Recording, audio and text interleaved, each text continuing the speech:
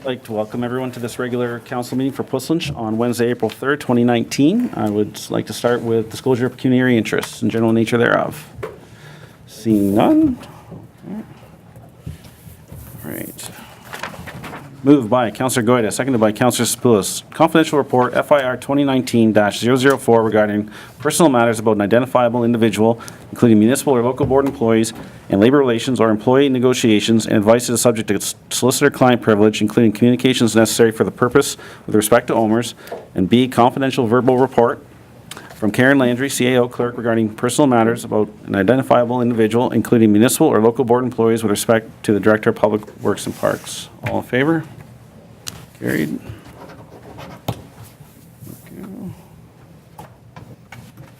All right. Moved by Councillor Spoulis, seconded by Councillor Goyda, that the minutes of the following minutes be adopted as written and distributed.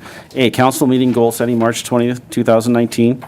B, council meeting March 20th, 2019. C, closed council meeting March 20th, 2019. Any questions or comments? All in favor? Carried.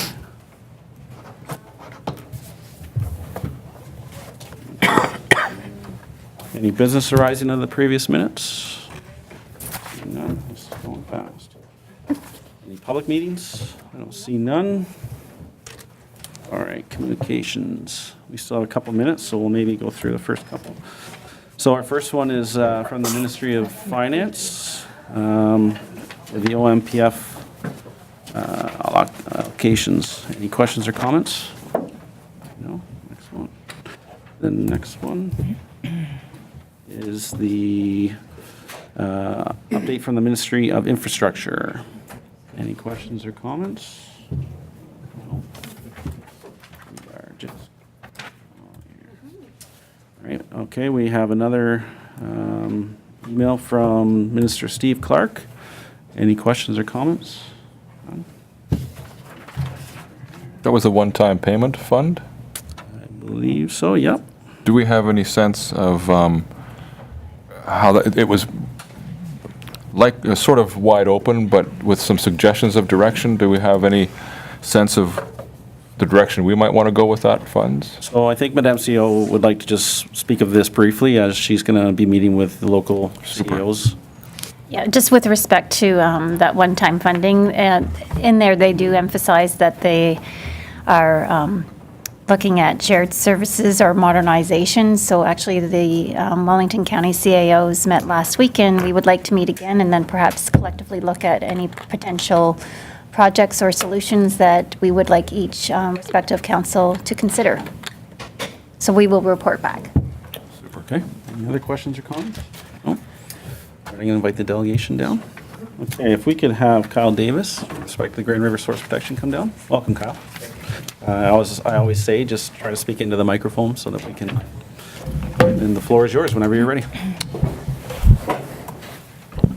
Thank you very much, Mayor Seeley and members of council. I'm pleased to be here today to provide council with an update on the updated water quality wellhead protection areas for the Grand River, specifically for the City of Cambridge, which will predominantly what I'll be talking about today, but as well as for the City of Guelph. So just in a ways of a little bit of background, there's also a staff report for your consideration later on in the agenda in regards to this item.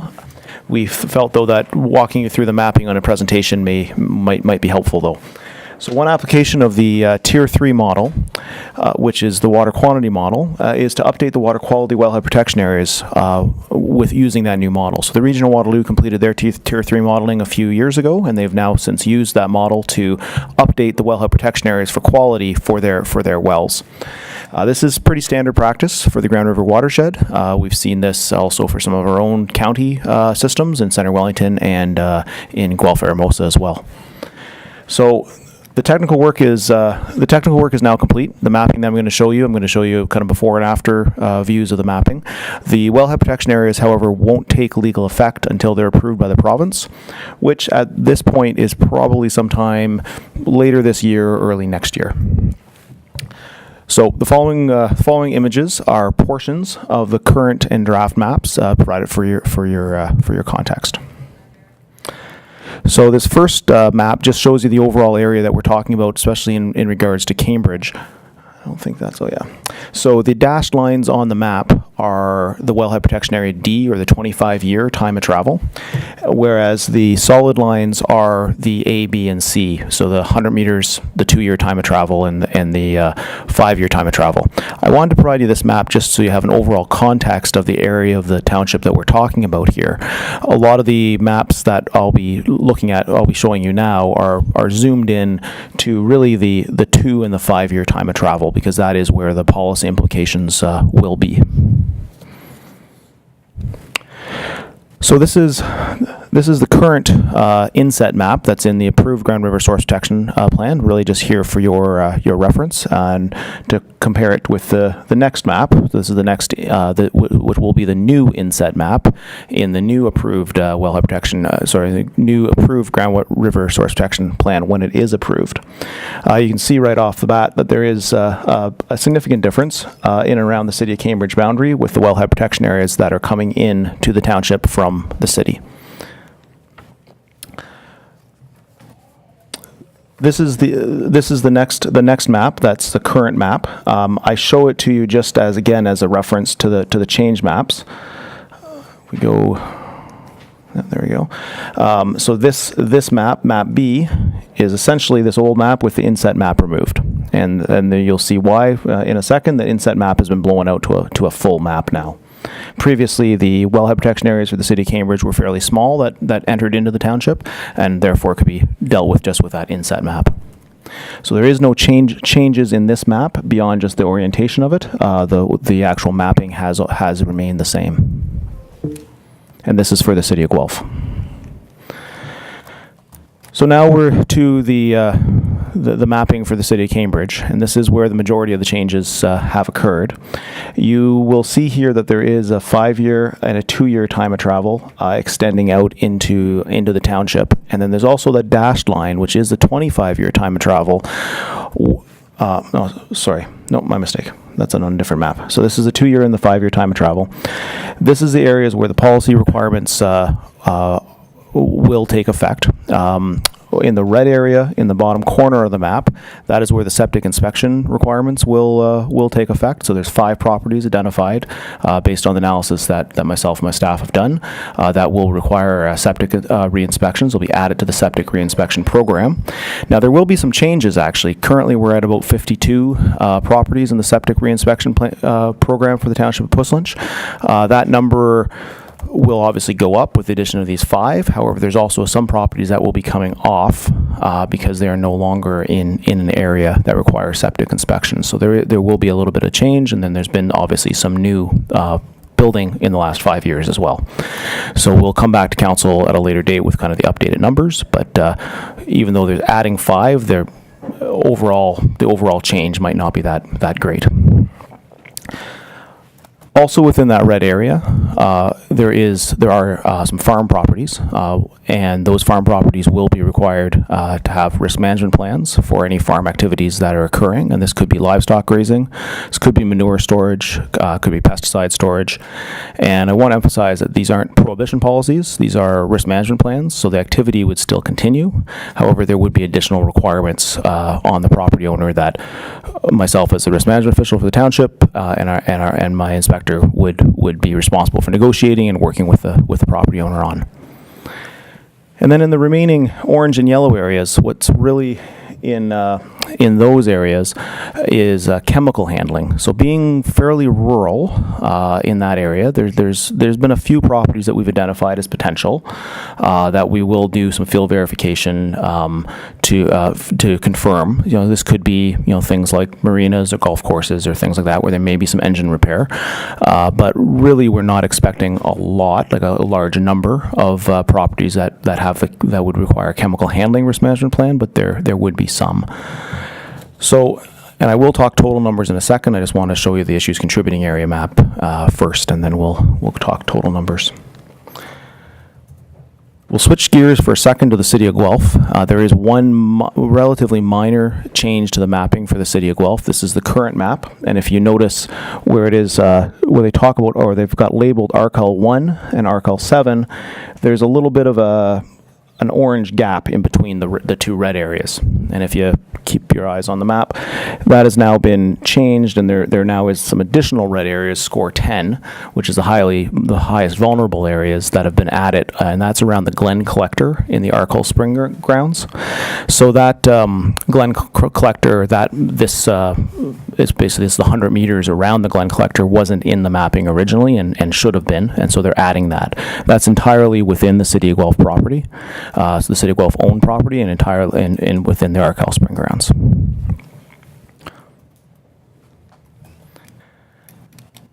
So now we're into issues contributing areas. And issues contributing areas are areas, wellhead protection areas around municipal wells where the well has demonstrated concern with this particular parameter or chemical. In the case that we're talking about today, it's chloride, so from road salt or from other activities. This is the old maps, the current maps. And the one that's changed is map B. So when we'll flip that in a second, but map B is the one that's changed. Again, that's the one from the City of Cambridge. And you will notice that there was in the current mapping, there is a chloride area, but there's also a chloride, nitrate, and sodium area, and that nitrate and sodium area actually has been removed. From my understanding, it's due to some changes that the Region of Waterloo did with their actual well. I believe they deepened it and made some changes to the infrastructure, which has led to the nitrate and sodium concern not being there anymore. And that's actually where some of the septic systems that I was talking about that'll come out of the program, that's where they're located. So this is the new map. So we're looking at map A. That is the change. The other two maps are the same. They're named something different, but they are the same to the current maps. But this map A shows you the chloride issues contributing area, which is the 25-year time of travel for the City of Cambridge wells that have chloride in an increasing trend or above the drinking water standards at those wells. So in this area, there are properties that we've identified that would potentially need risk management plans for salt application or salt storage. These typically are recreational properties or office commercial properties, as well as the carpool lot for the 401 was within this area as well. So when we talk total numbers, when we talk about the total new draft wellhead protection areas from the township of Puslinch from the City of Cambridge, there are 759 properties in that area. So that was that first map I showed you with that dashed line. We've done some analysis of that.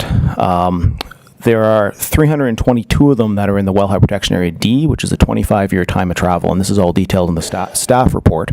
Those 322 properties are really only of a concern in regards to the creation of transport pathways or improperly decommissioned wells, things of that nature. There are no other policy requirements for those properties at this time. Of the remaining 437 properties, there is a range of policies that may apply. However, we've gone through and done a desktop analysis of those and have brought it down to 32.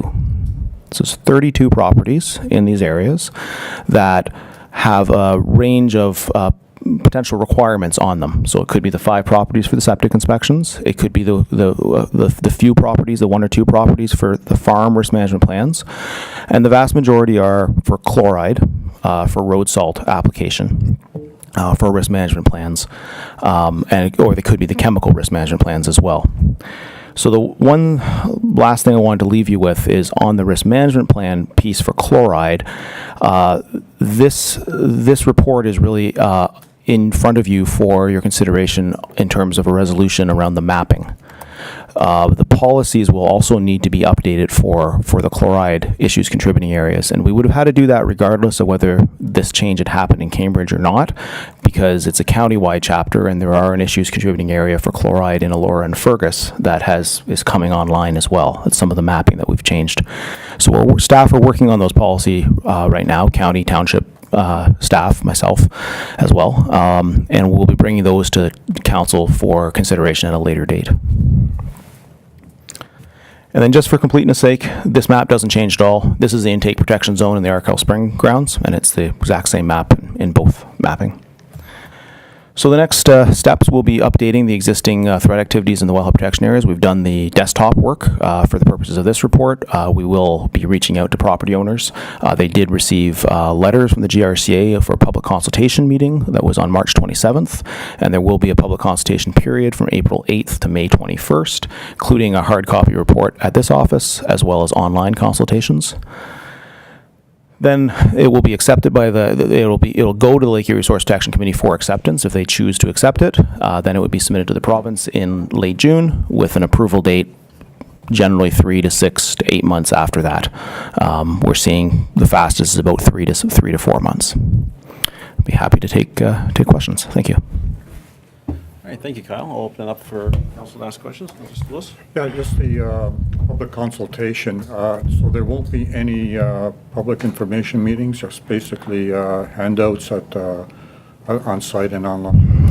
Thank you, Councillor Spoulis. Through you, Mr. Mayor, there are 3 public meetings. This is first of all a GRCA process for the public consultation. They did have 2 public meetings with the Region of Waterloo on March 26th and March 27th. Those have already passed.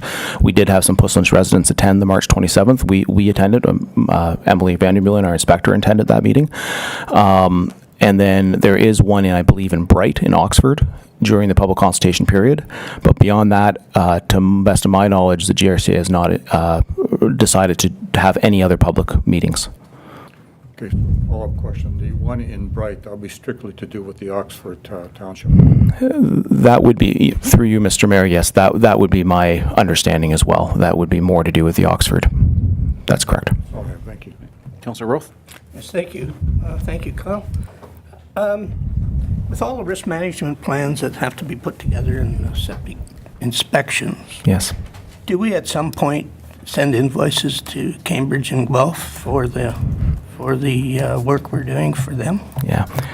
Thank you for the question. Through you, Mr. Mayor, we have actually started discussions with Regional Waterloo and City of Guelph. The Regional Waterloo discussions most recently were after these reports first got released, and I did send an email to the manager there, and we agreed to meet again kind of this timing after the vulnerability scoring was done and we had a better idea of what the properties were.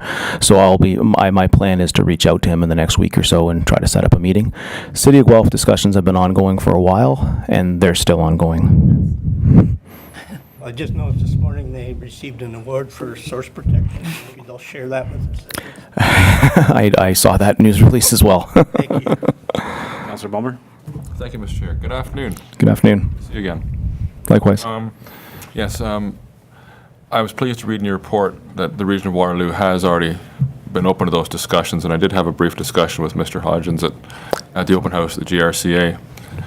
And he's more than willing at this point, as a starting point, to offer our residents the same that they offer the rural residents within the region in terms of compensation for, the risk management plans and septic and so I look forward to seeing I guess we'll get a copy of that policy and see if it's transferable or not. Good luck with the City of Guelph. Carry on. But I have a few questions with some of the pieces from your presentation. Talk about the chloride contributing area and the requirement for risk management plans for parking lots and the like. How do you manage something like the 401 which goes through there? How does the 401 manage that as it goes through there? Yeah, thank you for the question. Through you, Mr. Mayor, that is a great question. Unfortunately, being municipal chapters and then working with the Conservation Authority, we can generally only ask the province to do things. We can't tell them to do things. So there would be policies in place and in other plans that ask the Ministry of Transportation to look at their salt management plans, which they would have in place already, and but they may not be. Well, they won't be subject to risk management plans in the same way that ourselves as municipalities are, or private ownership, private properties are. Even though this is provincial legislation that's driving this whole thing. Yes. Again, through you, Mr. Mayor, there's been a limited number of policies that the province has allowed the source protection committees to direct to the province. Those are prescribed instrument policies primarily, so that is things that they issue approvals for to private entities or municipalities, like permits to take water, sewage works approvals, things like that. So they have allowed direction on addition of conditions, terms and conditions to those approvals. However, basically almost everything else is really a should policy. It's a nicely ask policy. Okay, so then how does that, then we talked about the carpool lot, isn't that a provincial asset? It is a provincial asset, so we'll have some discussions with them. In terms of their management, there may be some willingness, and I don't want to. Understood. I don't want to overspeak because we obviously haven't had the conversations with them yet. Perhaps there'd be some willingness for some voluntary measures, but it would not have the same legal effect, you're absolutely correct, as a risk management plan on, say, a golf course or even one of our own facilities. Okay, so Would. if there was a convenience store next door with 10 parking spots, they'd be required to have a risk management plan, but the MTO with a 100-car parking lot would not be required. That's correct. The MTO gets a pass, all right. Well, hopefully it's not a full pass, Well, but I yes, understand. it's not the same legal effect. That's correct. We've been talking about the impact of chlorides coming from road salt. Interesting, sodium was taken out because road salt is sodium chloride. Have you considered the impacts of water softeners as a source of chloride within the chloride contributing areas? Through you, Mr. Mayor, that's another great question. Yes, they can be an impact, is probably the short answer. In terms of establishing the area, the threat itself doesn't lend to the establishment of the area. What it is, how do they establish the area is the pumping of the well and then where the capture zone is. Within the area itself, in terms of looking at water softeners, that's something we have to look at in the policy discussion, in the policy development. Water softeners there is an ability to remove water softeners if you don't believe that they're contributing, but there is also examples of water softeners. Branchdon Meadows is a good example just outside of Cambridge, where there are policies applicable related to septic system inspections because of water softeners, and that's in the region of Waterloo. So it's something we do have to look at. I don't have an answer on where we'll land at this point because we're still in the policy development. So that's important for people to be aware of as we look at developing policies. If they're in this chloride impact area or chloride contributing area, that there may be policies that affect the use of their water softeners in the future then. Yeah, through you, Mr. Mayor, we have to, my understanding of how it works with the provincial rules around water softeners is we have to be able to prove the cause and effect. So perhaps there could be like an education policy around water softeners, but chloride was actually removed from the septic system inspections because they didn't feel a properly functioning septic system is not designed to remove chloride. It's designed to remove nitrates and pathogens and things like that. So the chloride from water softeners is really one of these things where it's not a requirement per se to have septic inspections or more compliance-based policies to deal with. You really need to be able to show that they are actually causing a problem in that particular area to go down that road. And that's my understanding. It's outside of my area, but that's my understanding for Branchdon Meadows, what's happened there, which is why they have inspection programs and policies around septic systems and water softeners for Branchdon Meadows. Thank you. I think that's it. Thank you very much. Okay, you're welcome. Thank you. Thank you. Just one question I have. You mentioned that you did already have some public consultation Yes. at the end of May, and I'm just wondering what the turnout was like, and if you can give an idea of what kind of discussions or whether there was concerns or Yeah, certainly. what kind of happened. Absolutely, yeah. Thank you for the question. Through you, Mr. Mayor. There's two meetings that were held. One was in Waterloo, so we did not attend that one. I understand there's about 130 people that attended that one. And one was in Cambridge at the GRCA offices, and we did attend that. There was my understanding, I wasn't at the meeting, my understanding was about 60 people or so. We only had discussions with 2 or 3 residents from Puslinch. So now one of the residents is definitely impacted, is in one of these areas, and we've had some discussions after with them as well. And then the other person that it turned out was a property manager and owned multiple properties, and both in Cambridge and in the townships. And so we had some discussions. So I think there's some concern for sure, as was understandable, because there are new requirements they're coming on. We deal with that kind of concern all the time in our job, and we're happy to have those discussions with them. These aren't prohibition policies. These are risk management plan policies, so the activities do continue, or their inspection policies in terms of the septic. So they do continue, but they're not prohibited. But yeah, certainly there was, I think, some concern. In fact, I think one of the residents is here today. Okay. So, Thank you. yeah. Okay, thank you, Kyle. The chloride was a big issue at Roma. They were discussing the use of salt on parking lots, and don't quote me, but it was around 40 times more salt is put on parking lots than, Yes. than a salt management plan on, say, the 401, even though it's enormous. So I look forward to, to see that come to fruition, and if you're able to get a policy in place, they can start reducing the salt. Okay. I do see that in these wellhead protection areas, we're trying to reduce the amount of chloride so that the water is essentially clean, and then the water comes into every residence, and we have a water softener, and we just put it back in. So we're stopping it from going in at the source. Yes. And then I have a water softener, as soon as it comes to my house, I just put it back in at the same level. So Yep. it's a big problem. So I wish you luck with that. And I think. Thank you. Sorry. Oh, he went You're first. okay. Oh, I'm He sorry. went I first. thought you had your hand. No, Okay, scratching my okay. nose. Just scratching it. All right. So I think we're going to ask for you to provide your report that's later on in the agenda. So Yes. just- Okay, thank you. Okay. Moved by Councillor Spillis, seconded by Councillor Goyda, that council receives a presentation by Kyle Davis with respect to the Grand River updated water quality wellhead protection areas. All in favor? Carried. So as I just, all right. And moved by Councillor Rowe, seconded by Councillor Ballmer, that report ADM 2019-016 regarding proposed mapping revisions to the Grand River Source Plan and associated assessment report be received for information, and that council hereby supports the proposed revisions to the Grand River Source Protection Plan and associated assessment report. Any questions, further questions or comments? No? All in favor? You got your motion. Okay, thank you very much. Great day. Thanks. Go on to the next delegation, which is already on our way down. So Ms. Burns. Good afternoon, Mr. Mayor. Thank you, Council. I will begin my presentation on county economic development activities by providing a demographic and industry overview for the Township of Puslinch. And then I will speak to our 3-year plan that we just developed at the county.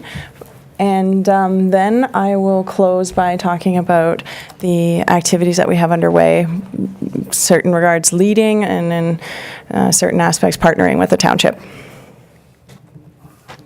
So the population in Puslinch is 7,551.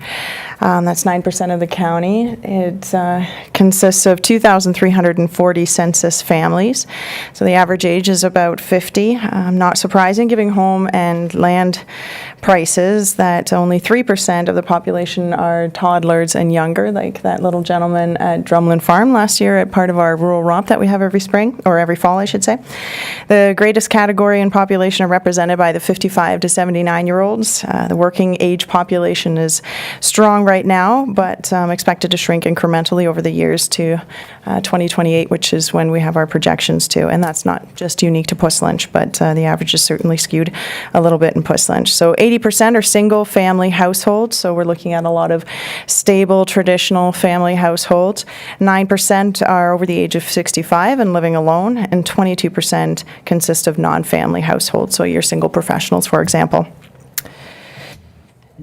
93% of the population own their own home, And I should say, as part of that census family grouping of 2,300 families, 92% represent couples, half with kids at home and half without. And just for my own interest, I was looking at how many households had children at home that were over the age of 25, and it's 488 households in Puss Lynch.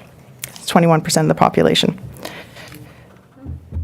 So we have a very affluent community relative to other parts in the county. More than half of households have an income greater than $100,000, and we're also looking at a very educated community, 88% having some kind of a certificate, diploma, or degree.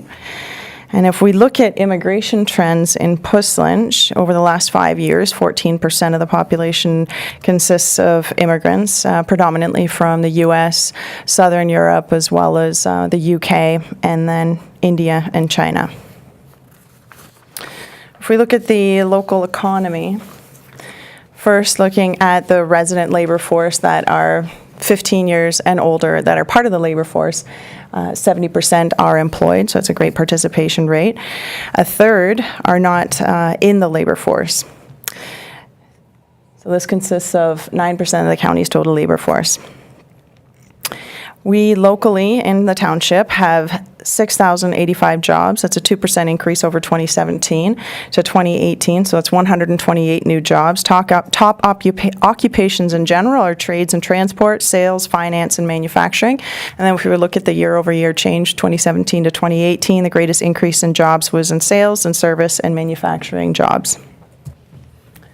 You have some of the county's top employers here with Concast Pipe, Schneider National, Nestle, Capital Paving, Mammoet, Crane, and then Royal Canin as well. And the township has 247 businesses. That's 8% of the county. So I'd mentioned that we had just completed our 3-year plan at the county, and our focus areas are growing key industries. So you are probably aware that we have manufacturing, agriculture, healthcare, and the creative professional sectors.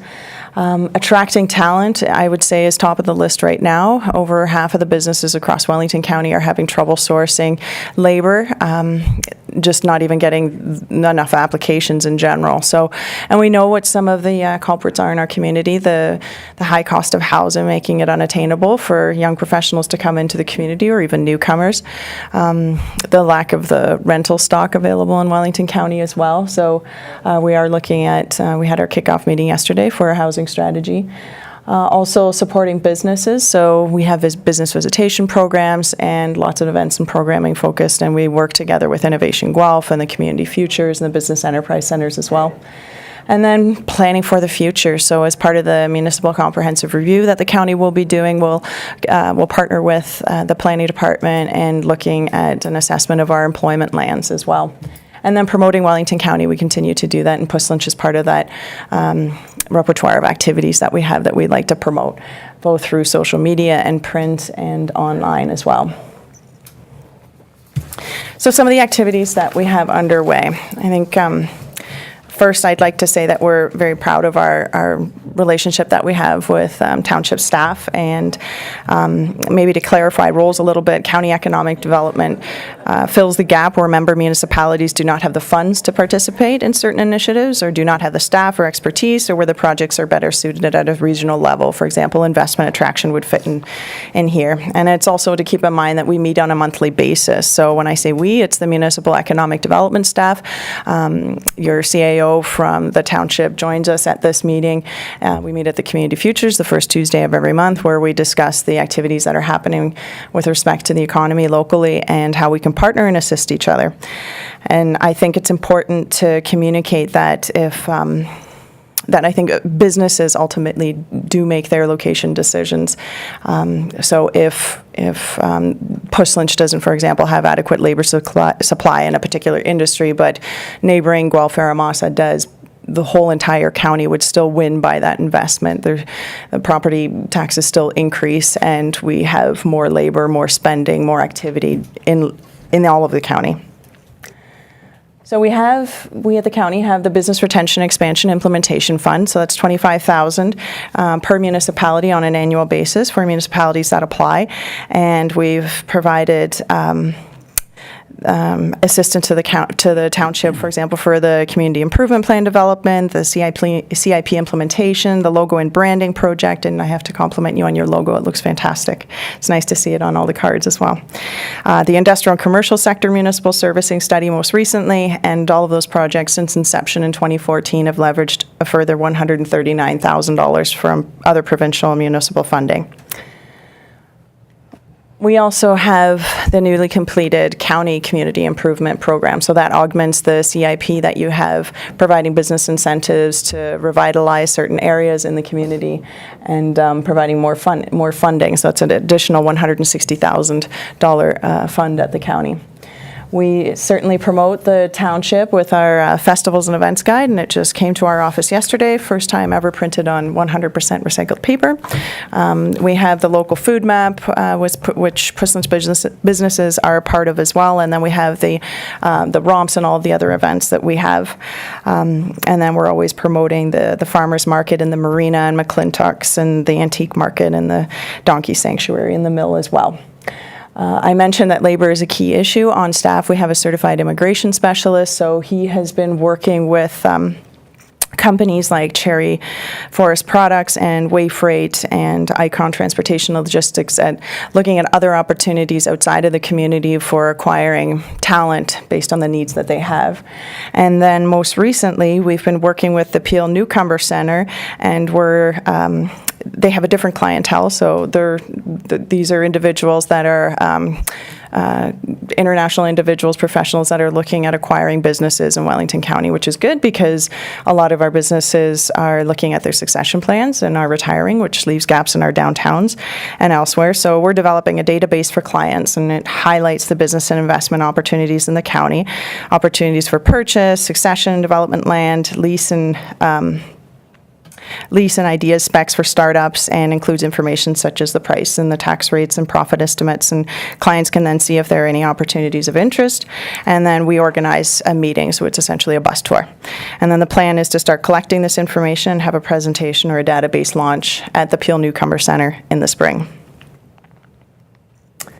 And you might have heard that the county was successful for acquiring $500,000 over the next 5 years from the Ministry of Transportation to develop our first ever rural transit project, which we'll be starting in the fall in partnership with RideCo, which is a little bit like Uber, but just works better in the rural communities because we're getting more people into cars.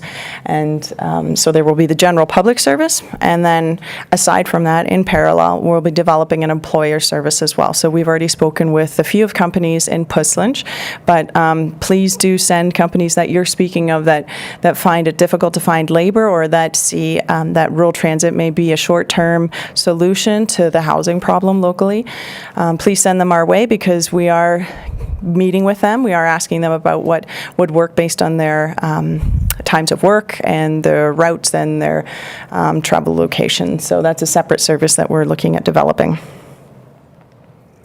I mentioned attainable housing. It certainly is an issue across the county. Yesterday we had our kickoff meeting, and we look forward to having a housing strategy to both increase the availability of houses priced at less than $400,000 across the county, and then increasing our rental stock as well. And then signage. You may have noticed that we have some really pretty county gateway signage across Wellington, and then also developing tourism directional signage. So we have not had an application yet from the Township of Puslinch, but please encourage those businesses that meet our criteria, that are strong in product and client ready to apply for this, because we want to make sure that this is an opportunity to promote their business as well. And then on an annual basis, we present to Standard & Poor's to make sure that your borrowing rates remain low as part of the county's credit review. 2 years ago, we brought in an expert on downtowns, Roger Brooks, and he did an assessment of all the downtowns in Wellington County, and I'm sure you may have been familiar with that report. It was really eye-opening, I think, for a lot of the communities. Most municipalities are implementing the changes to their downtowns when it comes to walkability, attractiveness, parking, and things like that. Last year, following on the Rogers Brooks suggestion, we had gone into all of our downtowns, including Aberfoyle and Morriston, and had done some surveys asking folks, what are they doing in the downtown? What are they shopping for? What was their impression? What were they missing? And where did they come from? So we have all of that data. We have lots of data in general in our division at the county. So I encourage, if you have any questions, then please let us know. So the next step will be this year and next year preparing reports for individual reports for the municipalities to look at the findings of that. And then investment attraction. The county is a member of the Ontario Food Cluster, so we work very closely with our food and bev processors in the community. So as you know, agricultural is huge in this community, and we want to make sure that they're provided the best support. On the flip side, the investment attraction piece as well, that we understand what we have that distinguishes ourselves, and then representing Ontario in terms of that sector. And then SWIFT, the county covers the cost for the Township of Puss Lynch as a member in this endeavor. And as I understand it, a decision hasn't been made yet, but when the province releases their budget on the 11th of this month, then we'll have hopefully have a better understanding of what this means going forward. And hopefully SWIFT moves forward. And that is my presentation. Excellent. Thank you. Councillor Spools? Yes, I'd like to a brief understanding of how you go to attract businesses to Puss Lynch specifically. Like, do you outreach to various organizations, development organizations, or are there shows, trade shows that you go to, things of that nature? Excellent. Thank you. Through you, Mayor. Both. So through the Ontario Food Cluster, we're representing the province for that sector at trade shows. And typically what we do is we hire a lead generator. So we provide the assets that we have that we find are a good sell for our region. And then we're matched up with companies around the world that would would be seen as suitable or have a fit based on what we have to offer and what they're looking for. And then on the other side is also working with companies that are in the lead generation business, like Mallet Creek, for example, and Elora, doing that matchmaking essentially. Okay, so you basically, there isn't too much outreach the way I see it. Is that what I'm drawing the conclusion from what you're saying? It's limited to those. I'm not sure what you mean by too much outreach. Well, okay, there's a certain amount of property available for sale in Puss Lynch type of thing, and going out and flaunting those properties, saying, look, there's property here for, say a storage facility. Are you interested in it? I don't know how these storage facilities look for property, but I'm sure there's some sort of a center or repository of various companies looking for properties to develop whatever they want to do. Yeah, and we regularly get calls and we track that from our realty agency partners that we work with as well. What we're seeing is that we're in a good position now with respect to the land that we do have available. The Waterloo area, Guelph, Waterloo, Kitchener is really built out, and there's certainly a premium right now on dry industrial land that has the option of outdoor storage, so that bodes well. Are we specifically selling individual properties in Wellington County or in Puss Lynch? Pursuing, matching up prospective purchasers with what the property is available there. For Puss Lynch? Yes. Not right now, no. Okay, second question is with respect to this Business Retention Expansion Fund, Implementation Fund of $25,000. How does that work? What's the scope for accessing that fund? So that would be an application by the municipality to the county, just summarizing the activities that are proposed. Okay, and what would be the scope of the activities would be appropriate? I think Director of... So we have applied in the past, since it was implemented. Some of the applications that we've made in the past relate to our website upgrades that we did in 2014. We're doing the marketing and branding implementation items through some of that grant funding as well. So, yeah, so we have tapped into that fund, I think, pretty effectively. You haven't missed a year. Other municipalities have. Okay, and that's good to know. And the last question relates to SWIFT or internet service. FCM had an announcement on, got it through our CAO that the federal government made a major announcement with respect to funding. If you have any inkling of how that's going to translate for Wellington County in terms of funding availability for internet services? So the federal funding would be, has already been matched by municipal funding, and now we're waiting on the province. So if on the 11th that commitment was made by the province, then the county would be ranked with respect to other municipalities, the other 15 more than 15 municipalities, in terms of priority. And we know that we had extremely high survey results in Wellington County. So businesses, farm property, residences that were surveyed, that number came to almost 36,000 people that filled that speed test and provided their results. And we found out that I believe 55% of folks did not have adequate service. So I would imagine that we would be quite high on the list.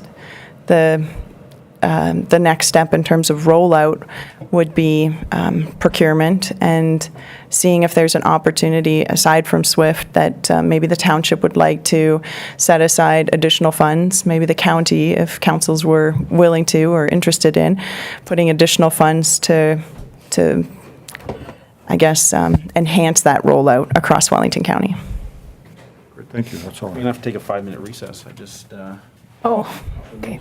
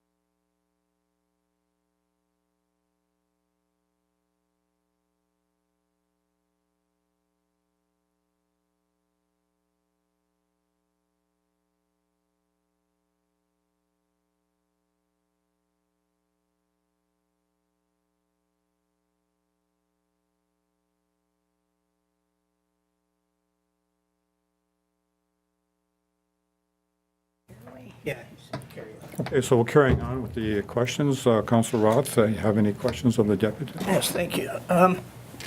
Good to see you. Nice report. Keep up the good work. I have a question about Morrison Bypass.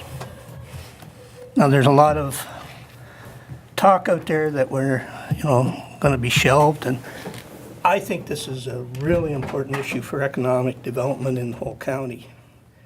And is there something we should be doing from your department just to keep it in front of the minister in a professional manner? My big fear is you're going to have a whole lot of residents sending awful letters and saying they need this right away. And before we get into that, I think we as a group should do something. And I don't know if it would be to talk to the old coalition of businesses that we had.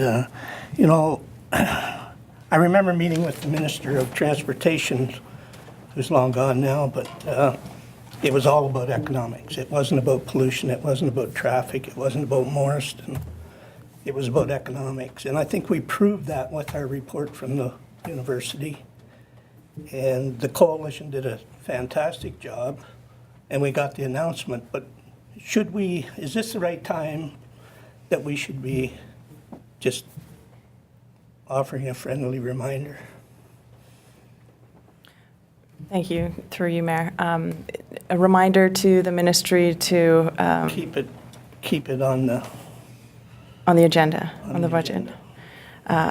Yes, and I think it's also maybe an opportunity to start looking forward to plan for the scenario that it does happen. With respect to the downtown, we talk about the economy, but I think the downtown should see this bypass as a huge opportunity and an opportunity to redevelop it based on how you think it should be. I can't speak to the timeliness of the bypass. I can only, just like everyone else that was part of that coalition, say how absolutely necessary it was deemed to be. And maybe it would be wise to try and set up a meeting with the minister, with the coalition again or something. Is that something you could spearhead, or is that out of your realm? No, I would be happy to do that. Well, I appreciate that. Thank you. Councillor Bulmer. Welcome back, Mr. Chair. Good afternoon. Welcome. One of the things you didn't mention was one of my favorite pieces is the in-business newsletter that I get. I've been getting it so long, I don't know how I started getting it. I maybe it's part of completing the BR&E, I don't remember, but it's always been very informative. Does it go to other businesses, or how do people get onto that? It does. So we, at the county, we have a business inventory, a business database, and that's made public. So you can see any business in the county, and we have about 3,200 businesses on there. Those that have requested not to receive it don't, but we certainly see more uptake in the newsletter than people requesting not to be part of that distribution. So I think that's positive, and then I would encourage any time that you have a success story within your community from a business or a new operation, or if you're aware of new funding channels, please let us know, because that's something we can share as part of that. That's what I find remarkable, is the number of not just funding channels, but support programs if somebody's looking for help, as you mentioned earlier, with employment, attracting employees, and immigration, all those issues. They mentioned that in there. So it's helpful. I wouldn't have known about most of that stuff. It's interesting, you briefly mentioned about how businesses decide to locate. I can remember, I've heard it's been done from a flyover, simple, not simple, but flying up and down the 401 and saying, there's a spot, and it ended up here, to people drawing circles on maps and where they intersect, choosing here. And it's amazing how it ranges. Do you see any commonalities from the people you're talking to? What are the things that attract them to here beyond flying in an airplane or drawing circles on a map? Yes, and I think the commonalities are also changing, and they're changing across industries. I think where before people or municipalities were able to compete based on service land, price, proximity to urban centers, I think there's still the latter. I think what we're seeing now, and this isn't just particular to Wellington County, but companies are more particular when it comes to availability of labor and ensuring that, and it's just by the nature of industry changing, even manufacturing is changing. We're seeing expansions with existing manufacturers, and the increase in labor is zero just due to automation and productivity investments, which is good. We want to see that. But they need higher skilled people, and I think there's a shift happening in our communities where we have to be responsive to that too. Well, that's interesting. So are you suggesting that our demographic can supply that higher skilled workforce, and that'd be attractive to the businesses? I'd say it's a mix. So if we're talking about new industries, yes, oftentimes I'd say that is the biggest change that we're seeing. Okay. It's not so much about land price, it's so much about, can I find the right people to ensure the longevity of my business? But I think that we have a labor problem, and it includes the high professionals as well. Mm-hmm.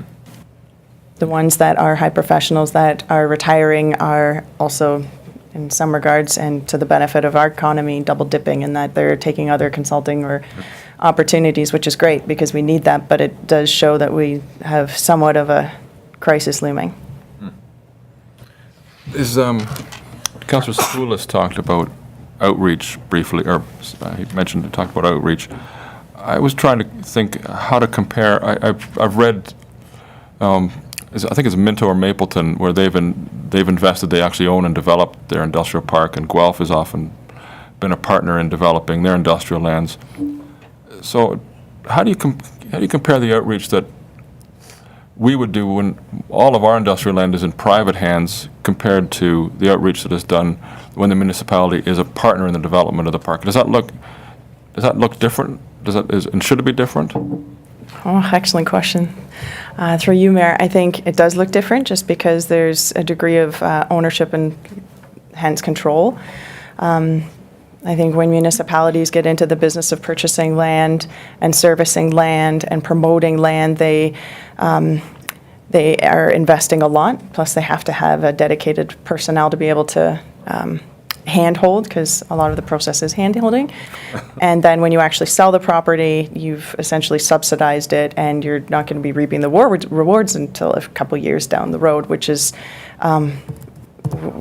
I think is, I think it's a phenomenal investment. I think it's very forward-looking, and I think the municipalities, you can look at Minto as an example, are certainly reaping the benefits of that. Sorry, your second question. Well, just so then it would naturally look different. It's understandable that it would look different when you have some skin in the game. It's kind of accepted or expected that there'd be a different approach to how you're going to attract people to land that you've invested in as a municipality. Yeah, certainly. It seemed to make sense to me that way, because I remember reading about Minto or other municipalities offering some of these lands farther north at a substantial discount just to get somebody to occupy them. We wouldn't need to do here, but I don't think Guelph's doing that either. But, I'm glad you mentioned transit and that new public transit ride, because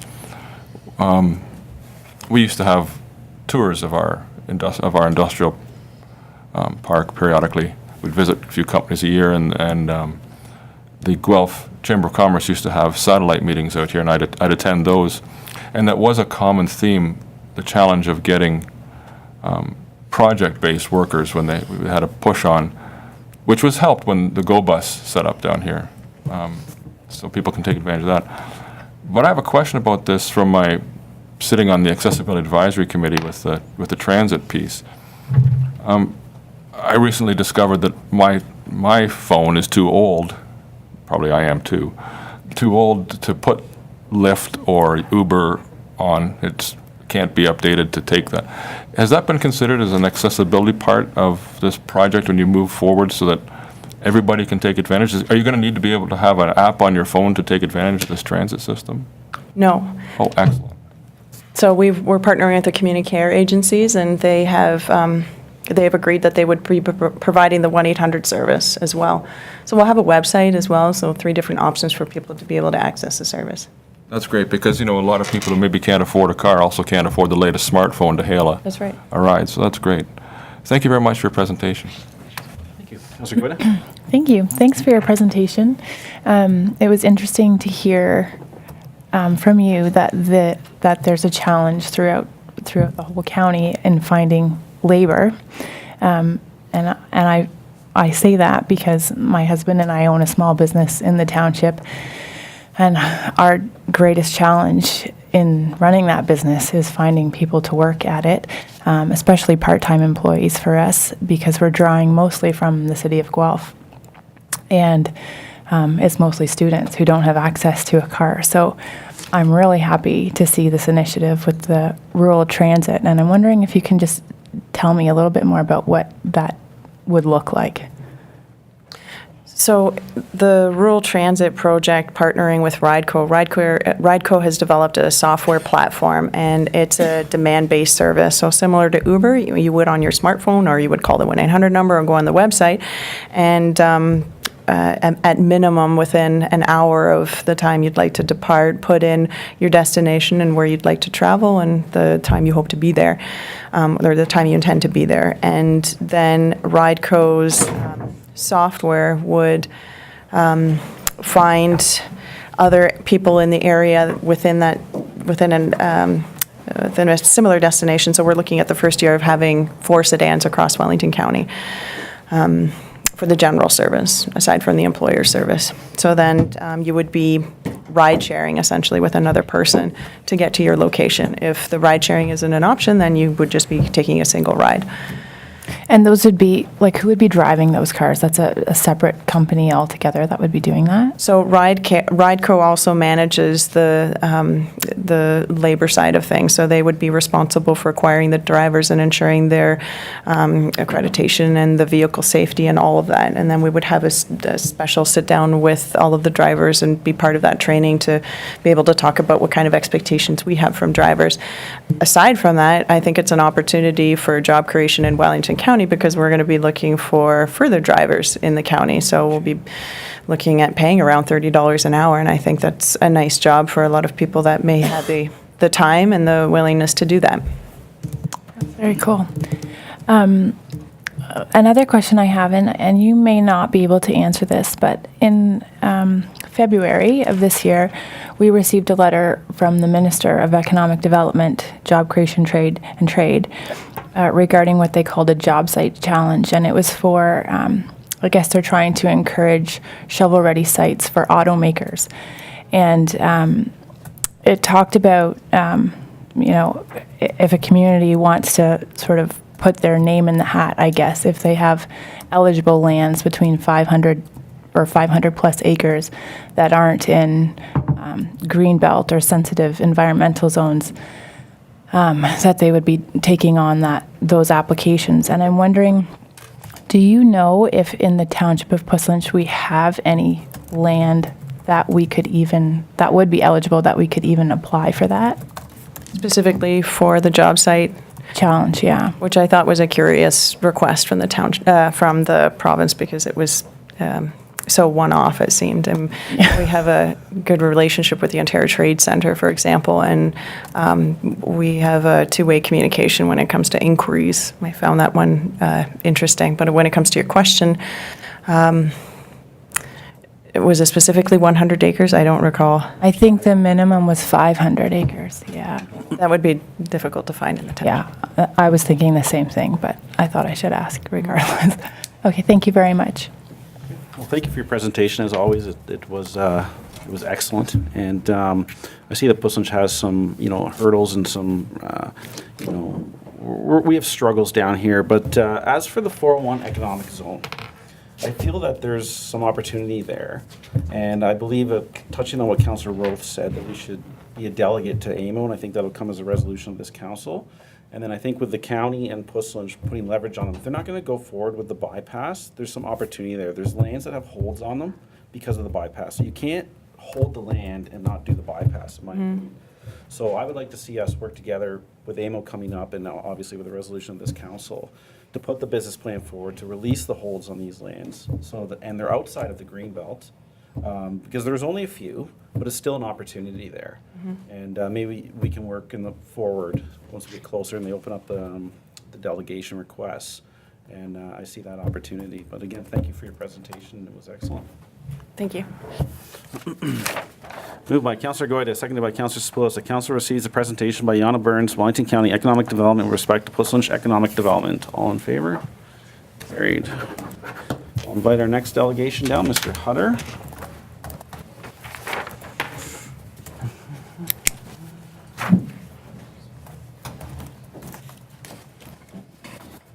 Try not to nosebleed. I'm just glad to get it on my tie. Welcome. Thank you. The floor is yours. Thank you, Mr. Mayor. Thank you, Thank you, members of council. Thank you, Nina and Karen and Mary. Listen, my presentation, I'm sorry. I just have talking points. This literally just came together this morning because some of the people I reached out to just came back from Florida, okay? But the main objective here is, first of all, I have to say that, excuse me, none of what I'm going to be discussing overlaps with Yana Burns' presentation, all right? I have broken it down into two basic discussions. One is related to the lack of economic development in Puslinch Township. And the second is what we can do to help promote corporate sponsorship of that athletic field behind the Puslinch Community Center, right? Because I think there's some potential opportunities there. Just a little bit of background. I spent 35 years in business development. I have a science degree and a business degree. I retired in 2017. As part of this talking points I'm going to give you today, I reached out to residents and commercial and residential developers. The residential commercial developers were basically in Guelph and in the Kitchener-Waterloo area. The one developer is actually I'm related to, all right, and they're one of the largest. They built shopping malls all over Kitchener-Waterloo, Waterloo County. So I contacted them and asked them about their perception of Puslinch Township. The residents, I live in Aberfoyle Creek Estates. The residents feel that there's no economic development activities whatsoever. The developers were a little surprised, and some of these developers. Everybody's aware that Tom Cressan is now a resident of Puslinch. Tom Cressan is the president of Thomasville Homes. And he is one of the largest house builders. And so I got some feedback from him. He was actually why I don't have a PowerPoint, because he just got back from Florida. The economic development borders between Cambridge and Puslinch and Guelph and Puslinch are very stark. Everybody's aware that when you drive up the Hanlon Parkway, as soon as you cross Mulpey Road, on the left-hand side, there's no economic development whatsoever. And you look at Victoria Road along the border with Guelph, or the border between Cambridge, Town Line Road, and Puslinch, there's very little economic development activity. And I can't sit here and tell you why that is, all right? I know that the perception is that there was a little bit of a lobby years ago by family farmers who wanted to protect family-owned farms, and that's the only feedback I got. With respect to the economic development provided by Wellington County, remember, Wellington County is made up of 9 townships. Puslinch is the only township that is along the 401 corridor. There's lots of opportunity. I think it's hot property. And the reference I'm going to give you is, if anybody's been to Toronto lately in the last few years, I used to commute from Brampton to Cambridge for 16 years, and at the corner of Trafalgar Road and the 401, there was a parking lot there and a farmer's field. And you go by there today, and the Toronto Outlet Malls are there. Huge. And that's the township of Halton Hills. And there's so much activity there that they had to build a parking garage. And why is that there? And Trafalgar Road, years ago used to be considered out in the boonies. And I think the area bounded by Highway 6 North, Hanlon Parkway and the 401, that is hot property. There's lots of access, there's roads there. But the fundamental issue is a lot of that land is privately owned. One of the things that I would recommend is there has to be a proactive effort, not reactive, proactive effort to organize those landowners into a landowners group and get them in the same, meeting room with some developers. And that way facilitate that discussion, all right? And then the developers and the landowners basically work through the Wellington County Planning Department and the government ministries to get those areas developed. Everybody's aware that the agricultural tax base that we get from agriculture is very low. The next highest is industrial and the next highest is commercial. So it really is the responsibility of this council to try and increase tax revenues in the township. The issue of lack of municipal sewage and water, I find I can't say that's a big deal.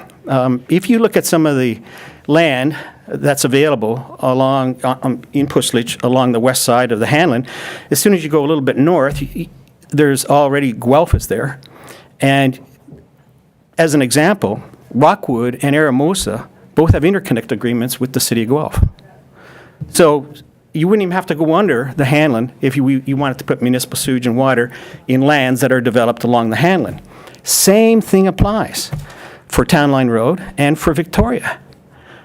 Now, one of the things that everybody here has to be aware of, that as part of any team to get any kind of agreement through the county and through the city of Guelph for interconnects will require the support of a big developer.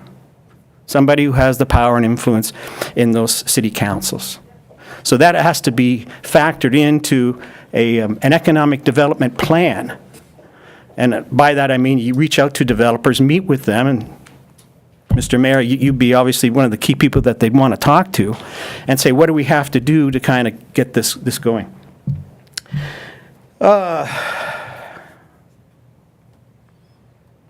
Okay, so I talked about forming a landowners group, but that would be just one component of a Puslich Township business development or economic development plan specific to Puslich.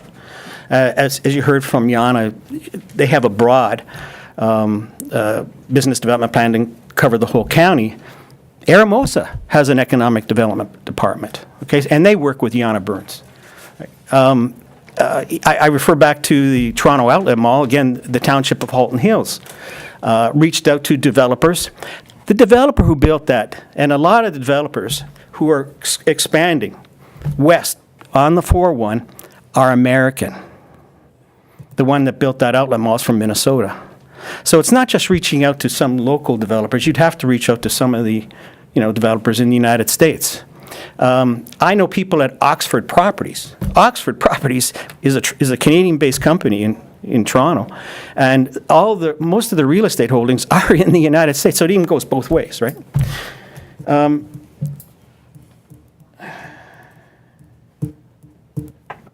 Oh yeah, that picture behind Councillor Roth. All right, you know what that looks like St. Jacobs 20, 30 years ago, or maybe longer.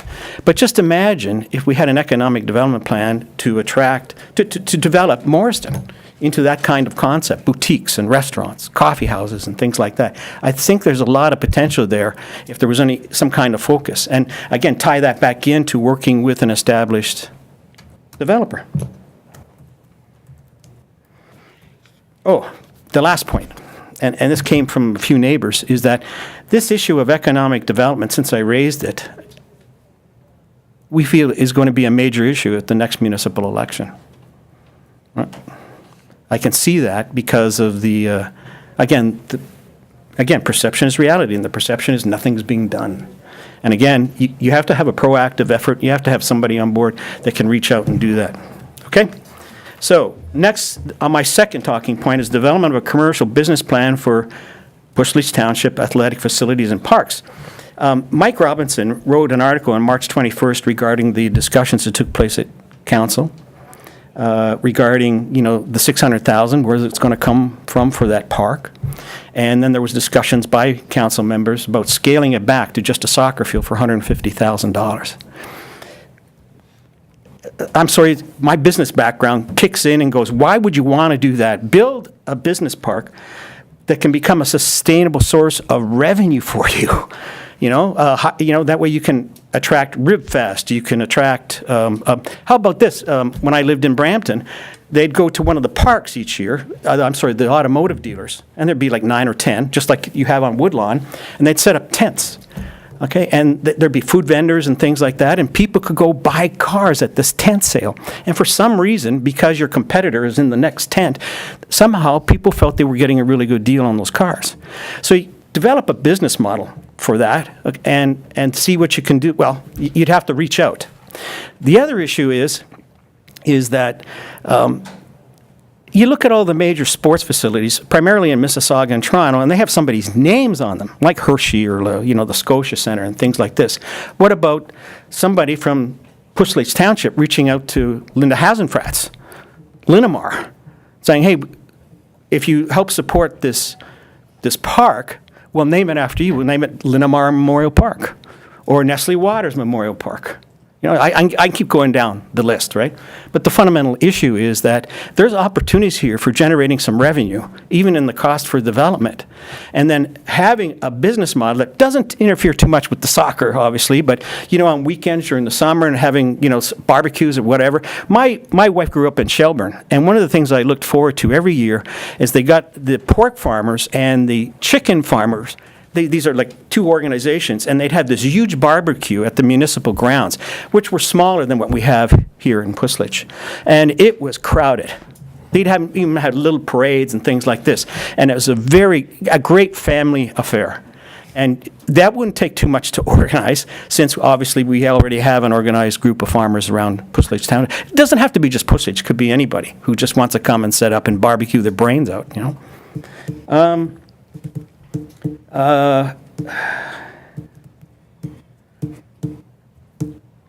There is an electronic display in front of the Pushleach Community Centre. It may need some upgrading, but I thought, why aren't we selling advertisements? Go to Tim Hortons and, go to McDonald's and go to, auto dealerships and say, we'll put advertisements on there for $500 a month. You get 20 companies, right? That's $10,000 a month. That's $120,000 a year, and that pays for your park in 5 years, right? There's some trees in the way, though, okay?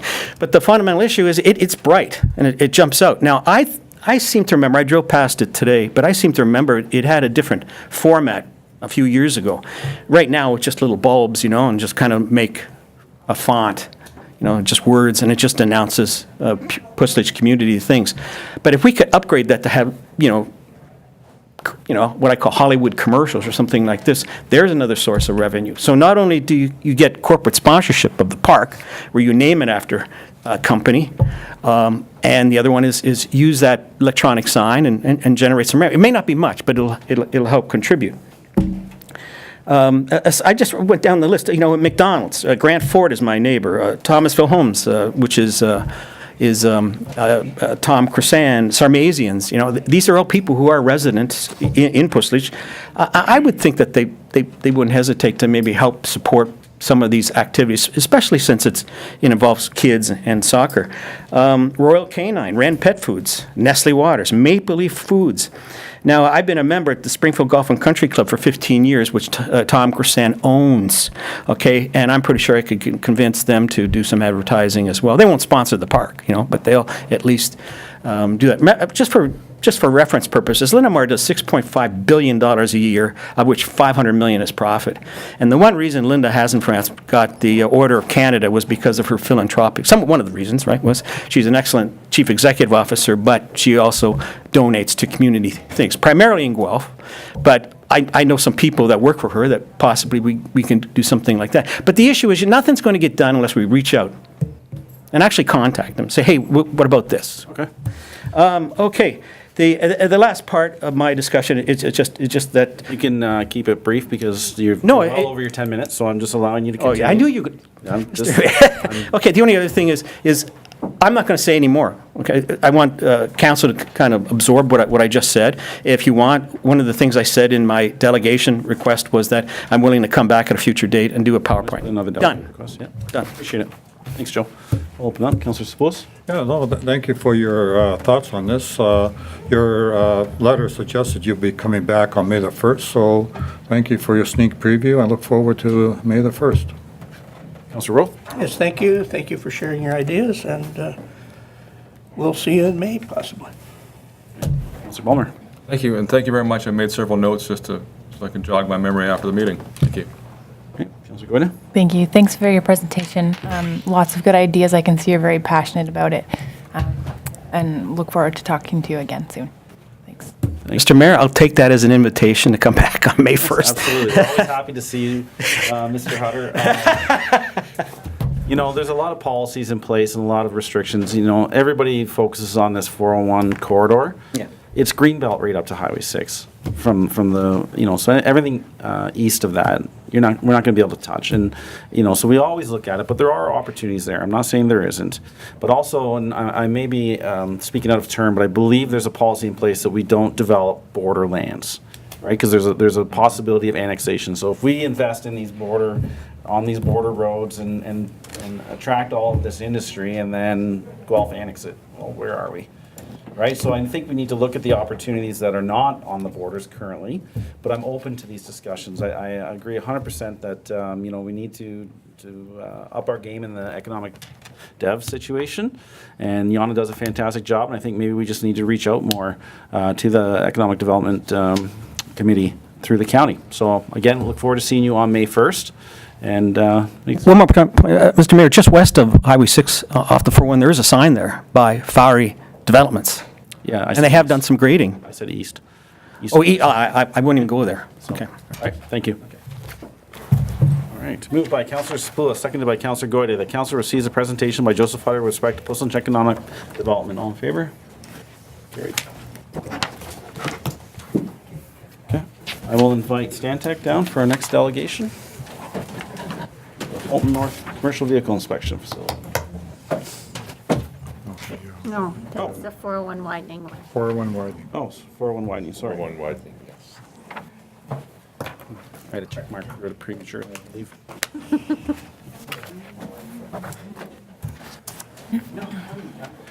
Welcome. Welcome. Thank you. I am not with Stantec. Okay. I'm with Ministry of Transportation. Perfect. Representative from Stantec was going to be here, but he's ill today, so I'm filling in. I was going to be here anyway. So I'm here to talk about the next phase of Highway 401 widening from Hespeler Road easterly to Town Line Road. A portion of the project does extend into Puslinch from Town Line to Wellington Road 34. Okay, so the actual improvements that we're undergoing in that section of highway will widen Highway 401 from the existing 6 lanes to 10 lanes. It will also include 2 HOV or managed lanes. We'll be replacing the Hespeler Road bridges at Hespeler Road. There'll be some improvements at the Hespeler Road interchange, some minor improvements at the Franklin Boulevard interchange, as well as the Town Line Road interchange. We'll be replacing all the median drainage, providing new concrete barriers in the median as well. We'll be providing full high-mast lighting on the section of highway all the way to Wellington Road 34. We'll also be expanding the commuter parking lot at Town Line Road and rehabilitating the Wellington Road 32 underpass. I think I referenced it as 34. I meant 32, sorry. I won't go into a lot of the details, but we will be replacing the existing bridges at Hespeler Road. So there's 2 bridges side by side currently there right now. We'll be replacing it with one larger bridge.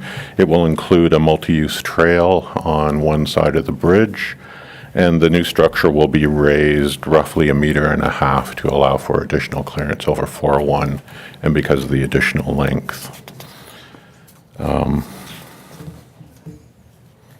As part of the design work, we underwent a value engineering study. So we looked at things like staging, constructability, schedule, and there were recommendations that came out of this study regarding staging and better ways to construct this project.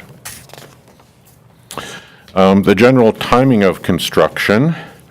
Year one, we expect that there'll be some patching and median shoulder strengthening on 401. We'll be expanding the existing Town Line Road commuter parking lot and doing the rehabilitation work on Wellington Road 32. Year two will include the replacement of one of the two Hespeler Road bridges over 401, as well as some widening work to the outside of the existing highway lanes. Year three will replace the other Hespeler Road bridge. Year four will include the remaining widening and reconstruction of 401 and the median work remaining. This project will require some closures. There'll be full closures of 401 at four periods during construction. Year two will require a overnight closure of 401 when we demolish the first Hespeler Road bridge. There will also be an overnight closure when we start constructing that bridge to place the girders, all in year two. Year three, we'll be doing the same thing. We'll be closing 401 for an overnight closure to demolish the second structure there, as well as the girder placement for the reconstruction. The closures will will require detour routes using local road detours. These will be signed, enforced by OPP, our Waterloo Regional Police. So the closures will be from Hespeler Road, running traffic along Pine Bush Road, back onto 401 at Franklin or Town Line.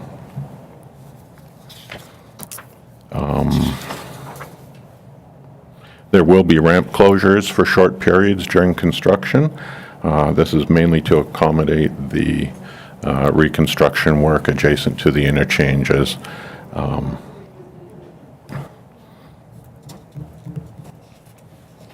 What else? The Wellington Road 32 underpass, which I guess is of most interest to Puslinch.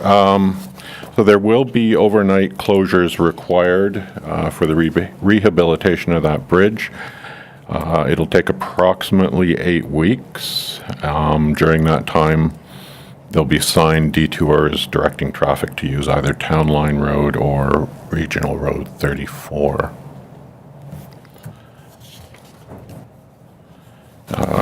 Currently, there's a design and construction report published and being circulated for review. It was published March 12th.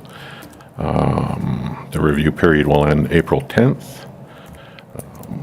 Our next plan is to finalize the design and the contract package. We currently don't have a schedule for construction. All the major expansion projects across the province are being reviewed. So I can't give you they're subject to funding approval and further review, so I can't give you a construction start time at this time. Any questions? All right, thank you. Councillor Spillis. First of all, with respect to the funding, are you anticipating that the April 11th budget will give you an idea of the expansion projects that would be approved? That's what we're hoping, but I don't have that information at all right now, yes. I read your DNC report. With respect to the 401 widening between Town Line and the Wellington 32 Bridge, are you expecting any night work there? There will be night work in the final year to resurface that section of highway. The widening only extends from Hespeler to Town Line. The section from Town Line to 32, although we are reconstructing the median and providing high-mast lighting, there's no actual widening in that area. The road will be resurfaced through there and be made ready for the next phase of widening, but there will be no actual widening work between Town Line and 32. Okay, so the follow-up question, that comment. The next phase of the widening, when do you anticipate to happen? Is that, like, assuming you get approval, you got 4 years of construction, would you assume they're going to start right away after that, or is that something that's all subject to funding and all that good stuff? It's certainly subject to funding. There hasn't been a detailed design project started for the next phase either, so if we were to start a detailed design, within the next year, yes, I would assume we would continue and widen that next section immediately on completion of. Your last question, your report cites that you'd be putting in a gabion wall at the Pussons Lake Creek, which I assume is the Irish Creek, and you're going to have to dewater that. Do you anticipate any problems with the dewatering? We haven't. We have applied for and actually just received a permit to take water through the Ministry of the Environment. So the dewatering would only take place during the actual construction period, placing the gabion wall at the end of that. How long would that roughly be? I believe that's about a 4 to 5 month period, yes. Okay, thank you very much. Thanks for coming. Councilor Roth? Thank you for coming. I have no questions. Councilor Palmer? Thank you.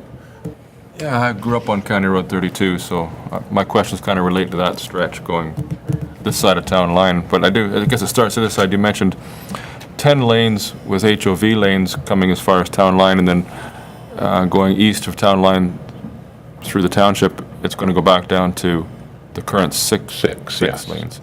Actually, within that area, we'll be transitioning from the 10 lanes back to 6. Oh, so the transition happens on this side of Town Line? That's right, yes. Oh, okay, because then that was still part of, I'm trying to wrestle in my mind how we're going to jam 10 lanes into 6 lanes, and what happens to the HOV lanes?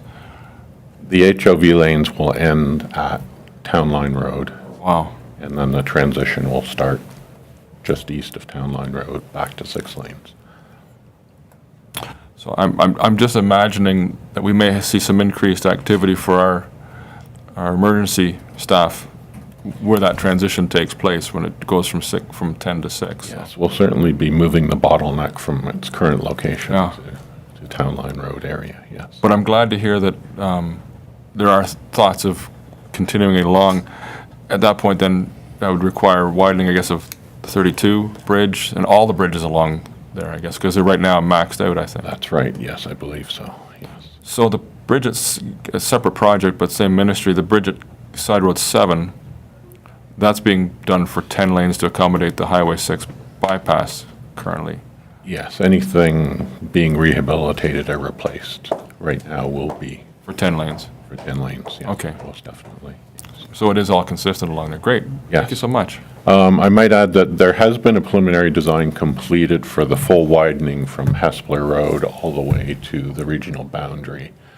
The EA is approved. Not all the individual detailed design projects have been advanced. Okay. There is a plan for widening, though. I'm sure the neighbors won't look forward to the extra street lights, but I guess it goes with new highways. Well, yeah, I mean, we have accommodated some of that problem with shields on these on the high mast illumination.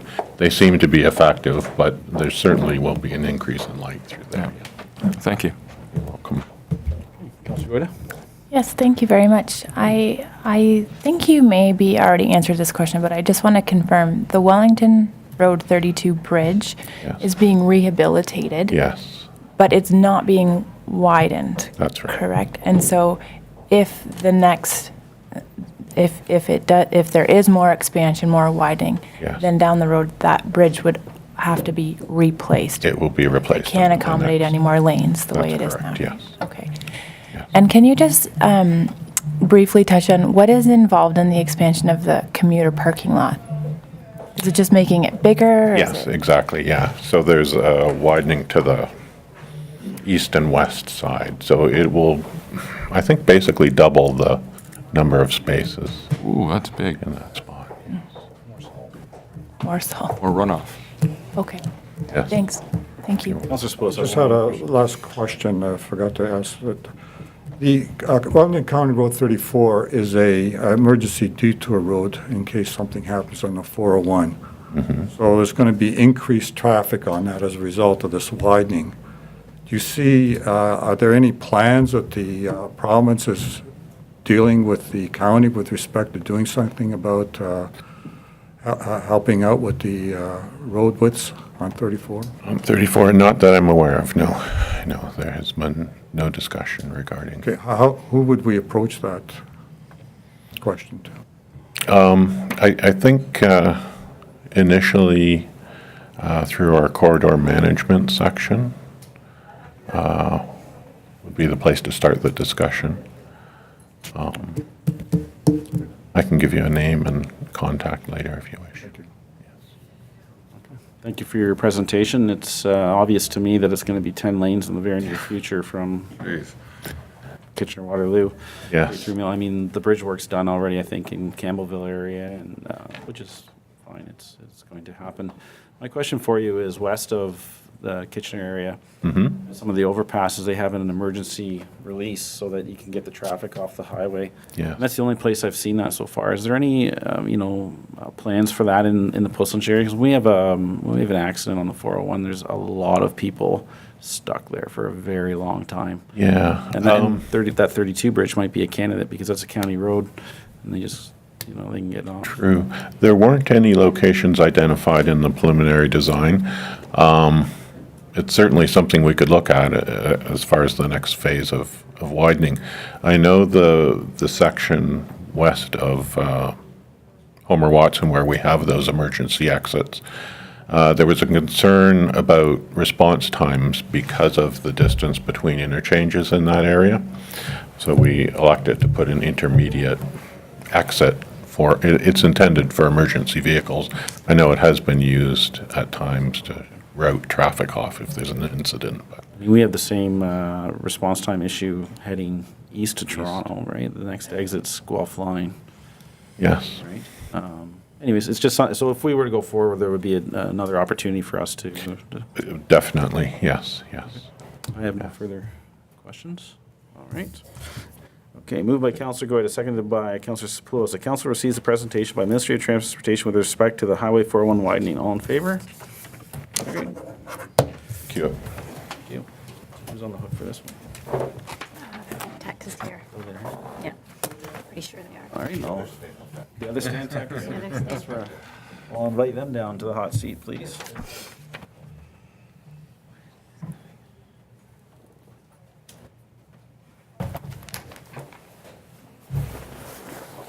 Welcome. The only direction I would say is, since there are two of you, that if you're going to alternate speaking, just try to speak into the microphone. Sure. Microphone's on. Yep. Okay, thank you, Mayor Seeley and Council, for inviting us to provide an update on this project. My name is Greg Cook. I'm with Stantec. I'm also joined by Sabina Murray from the ministry and Irene Hauser from Stantec as well as the environmental planner on this project.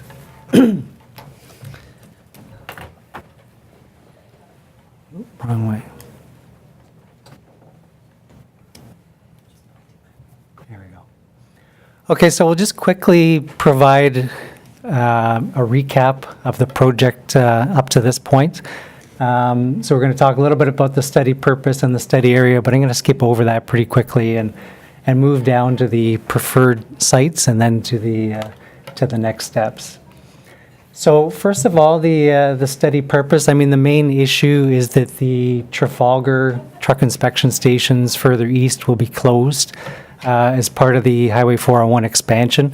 There will be core collector system through that section of 401 that does not permit the truck inspection stations. So Road User Safety Group at the ministry is committed to maintaining truck safety on the provincial highway network. So it was determined that new facilities would be required. So the purpose of this study is to identify locations for the new facilities. And at the same time, they will be upgraded to a higher, I guess, standard of inspection facility, what the ministry now calls commercial vehicle inspection facilities, which allows for more rigorous types of inspections. So a little bit bigger than what the old truck inspection stations were. The study area is basically from Highway 6 South, or between Highway 6 South and Regional Road 25. The objective, when we looked at the study area, was to be as close to the existing facilities as possible.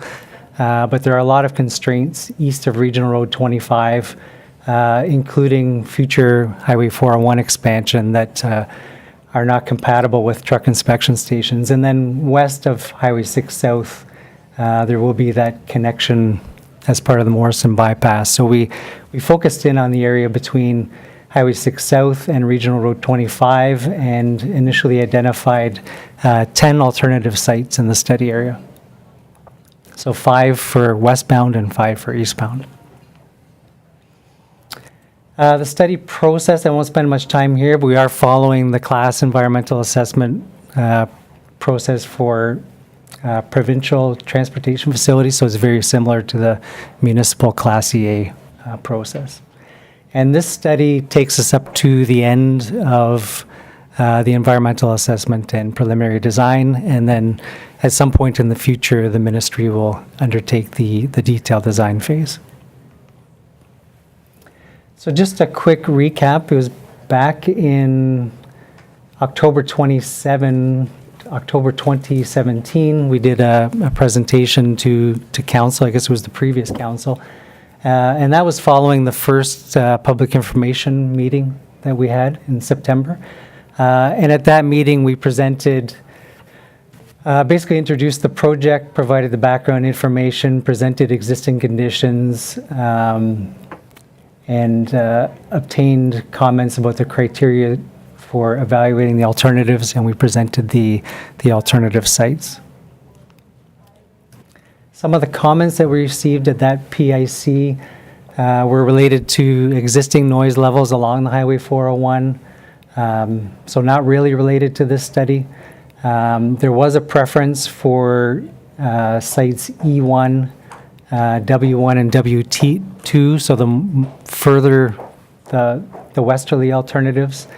There were comments about protecting environmentally sensitive areas, comments about additional truck traffic on Highway 401, why are we moving truck inspection stations, light pollution, highway geometry in the eastern half of the study area, and preference not to have the site near Campbellville. So I just will add that there are a lot of environmental constraints in the study area, especially in the easterly half. So following that first public meeting, we started the evaluation phase of the study. So the first step was to identify an evaluation process and identify evaluation criteria. So the criteria was grouped into 3 main factors: highway engineering, social and cultural environment, and natural environment, and then broken down into factors below that. So in terms of the evaluating the alternatives, as I mentioned, we started with the 10 sites. We screened those down to 5 sites by looking at some of the more significant impacts, and then we did a detailed evaluation on 5 sites. So in the eastbound direction, we did the detailed evaluation on 2 of the alternatives. Alternative E1, which is the most westerly alternative, was identified as the preferred plan for the eastbound site. And the main reasons are, in general, the highway is relatively straight, relatively flat. The terrain is relatively flat, and really there are very few environmental impacts compared to the other sites.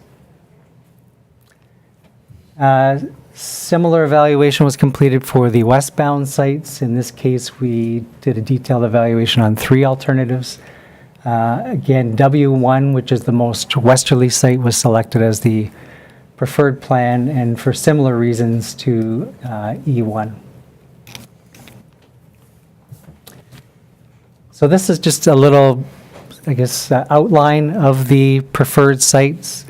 So W1 is the preferred westbound site. E1 is the preferred eastbound site, generally located between Victoria Road and Watson Road, so adjacent to the highway. Talked a little bit about widening in the previous presentation. These sites will accommodate the future 10-lane widening. So this is a little bit more detail of the preferred sites. So this shows kind of the site layout, building locations, and some of the features on the sites. So just to point out a few of the features, obviously both sites have inspection facilities and buildings, as well as stormwater management facilities, septic facilities. And I'll just highlight kind of a pointer, but kind of on the perimeter of the sites, there's trees and berm on the northwest corner of the westbound site. The next slide talks a little bit about impacts and mitigation, so maybe I'll just touch on those while this is still up on the display. So the impacts at these sites are mainly property and agricultural land impacts, not a lot of impacts to natural environment. So there are a total of 6 properties impacted, 3 on the south side and 3 on the north side of Highway 401. One of those on the northeast quadrant is Hydro One property. So there's really 5 private properties that are directly impacted. But they're strictly land impacts. There's no impacts to any existing buildings. And then agricultural land. So this area is designated as prime agricultural land. It is class 4 to 7 land, but there are impacts to the prime agricultural land. In terms of natural environment, no impacts to any species at risk. There's 2 watercourses through this area, so there are some fisheries impacts that will be addressed in detailed design, but no species at risk species.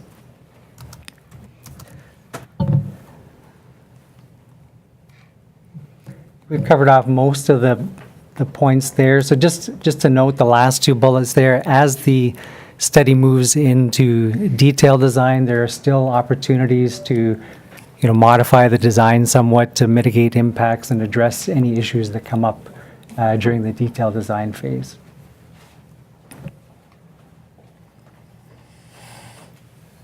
So we did present the preferred sites to the public at a meeting November 2018. So we presented E1 and W1. Generally, there were comments supportive of alternatives E1 and W1. Noted that the preferred alternatives seem to have the least impact, and by that we assume impacts to the environment. There were some comments asking us to make sure that landscaping is provided to minimize visual impacts, and that was why we added the berms on the north side. There were concerns about expansion and rerouting of Highway 6, which weren't really related to this study. There were some concerns about heavy metals and other contaminants that would be collected into the ponds. So the sites do have stormwater management facilities to adjust both quality and quantity of stormwater being discharged from the sites. There were some concerns with safety, and this is really security around the preferred alternatives. So some of the adjacent property owners are concerned about security and, do the sites provide opportunities for people to stray onto private property? But I will note that the sites will be fenced, and match into the fencing along the 401 corridor. There were some concerns about the property acquisition process for those who are impacted, and some concerns with agricultural drainage tiles. So we did talk to the property owners on the southwest side, and there are some drainage tiles that will need to be addressed as part of the design. Southwest side of East. E1 or W, which one? The eastbound site, so E1. Property owners on the westbound sites with the tile drainage? I think we've talked to all the property owners, but nobody mentioned drainage tiles on the north side. Yeah, but I mean, there will be further opportunities and further meetings with property owners during detailed design to flush out those issues. So in terms of next steps, so we've gone through all of the comments from PIC2 and we're addressing the comments. We are finalizing the preliminary design in part based on some of the comments received. We've conducted additional consultation as required, so there's been ongoing calls and discussions with others about the study. And then finally, the study will be documented in 2 separate transportation environmental study reports that will be made available for a 30-day public review period in the near term. And then after the testers go out for public review, assuming that there are no bump ups or outstanding issues, then the ministry can proceed to detailed design and property acquisition in the future. So in terms of timing, so we're currently responding to PIC2 comments. As I mentioned, the tester 30-day review, we're hoping to get the tester published soon. And then environmental clearance will depend on the feedback we get from the tester review period. And then targeting detailed design and property acquisition for 2020, but of course that's subject to funding. So through you, Mr. Mayor, we're happy to entertain any questions. Excellent. Thank you. I'll open up to council. Councillor Spoulos. Yes, do you have any examples of this facility elsewhere in the province that we could look at? What's already there and see how it looks like and how it relates to the... Yeah, and we talked about maybe scheduling a site visit to the facilities further west. There's 2 relatively new facilities. What do you call them? Putnam. Sorry, the Putnam Truck Inspection Facility, or CVIFs, further west. So we'd be happy to facilitate a site visit. That'd be a good idea, I think, for our residents as well as members of council, I would think. Next thing, the timing of the PIC2 responses. I know that you responded to Mrs. Corr saying you got some technical issues that you have to resolve before you respond to them. When do you anticipate getting that out? You say spring. Can you get a little bit more definitive on that? Well, we're targeting for May to get the tester out, but we do have some internal issues to resolve. So assuming we can get everything resolved, then that's our target. Okay, the TESA reports, what will they include? So the tester, the reports basically document the study from beginning to end.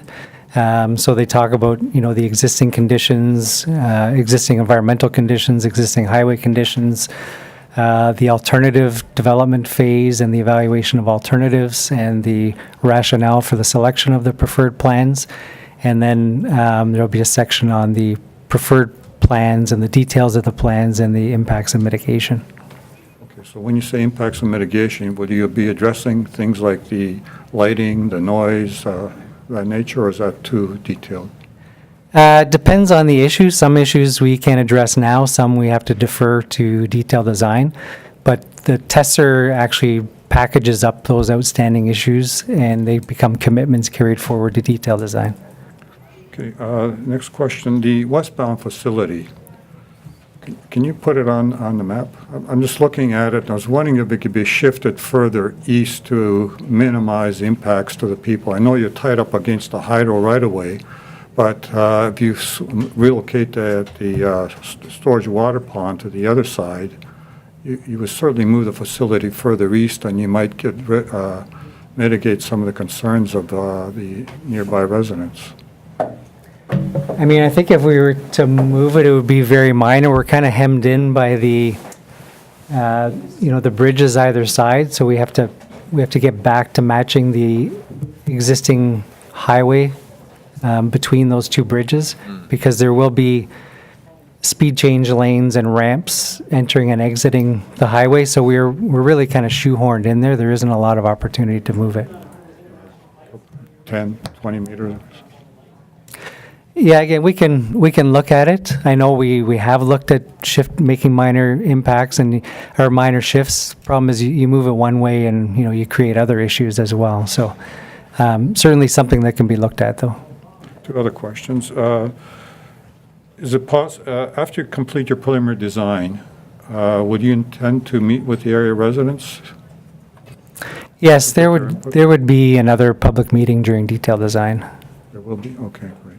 So your preliminary design, do you intend to have that at the public meeting, or are you going to wait for start commencement of detailed design? Get into before you have your public information center? Sorry, were there no more public information centers as part of this study? We'll just be, the tester will be available for public review? There won't be any more public information meetings? So in other words, like if somebody's got the preliminary design, I assume that's going to provide sufficient detail for people to look at and comment. Right. So how will that design be conveyed for comment? So the tester will be made available for public review, so we will provide copies at various Well, that will locations. include your preliminary design then? Yeah, that will include the preliminary design. Well, when you yes. say preliminary design, is that 30% or is it 10% or 20%? I'd say it's roughly 30%. Yeah. And lastly, is this project funded yet, or are you waiting till April 11th? Good question. I don't believe so. Yeah, we're not aware of when the detailed design will happen. We still have to secure approvals. But given that this falls outside the boundary of Central Region, the London office, West Region, will be taking over detailed design. We know that. Okay, so do you have funding for the whole project yet? I'm not aware of that. Thank you. Councilor Roth? Thank you. When you had your pick number 2, when people had questions, did they give you their names and what their concerns were? And will you get back to the residents individually, or? Yeah, so through you, Mr. Mayor, there was a sign-in sheet, so everybody signed in when they came into the public meeting, so we have a record of everybody who attended. And we did talk, one-on-one. There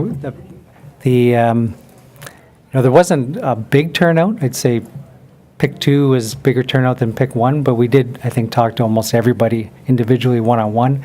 And yes, we will be providing individual responses to everybody who submitted questions. Thank you. Councilor Moore? Thank you. Good afternoon. Oh, boy. I had the good fortune of attending the Wellington Federation of Agriculture had a little information session for the residents down in the Baden area to help share the information if they had missed any of the picks. I think they're coming up as the next delegation. But, having read these reports and read some of the concerns that you've identified, it wasn't until I heard them directly from some of the residents that I really understood how seriously they have some concerns, especially regarding the drainage. And it isn't so much regarding the fact that it'll be designed up front, but they're already having issues and concerns regarding the maintenance of the drainage that's there now. And if it's a more complicated system, if the ministry's having trouble maintaining the maintenance, maintaining the drainage that's there now, what assurances can we provide, or that you can provide the residents that there'll be better maintenance of the drainage after all these changes are made? I don't think we've heard any concerns up to this point about maintenance related to drainage. We have just heard recently, like within the last week, some concerns about drainage. Okay. At the PIC, people did ask about drainage, but we, I guess our response is that, we will be designing the sites to accommodate both the drainage from the site and the existing drainage. In terms of maintenance, yeah, I guess we would need some specific details. We're not aware of any maintenance issues in that area, but. Well, then, yeah, this relates to field tile drainage and moving the water both under the 401 and across the south side of the 401. Perhaps you can reach out to the residents that are going to be most affected, and I'm sure they can provide you with examples of where they're having to clear drainage, or they're seeing obstructions in the drainage, or even in some cases, the risk of culverts being washed out because of lack of maintenance. So it might be helpful, so they get you a scale of how fast the water can move at certain times of the year through there, so that the design that you come up with actually fits the drainage patterns there. I think their concern is that looking at it one time may not give you the whole story.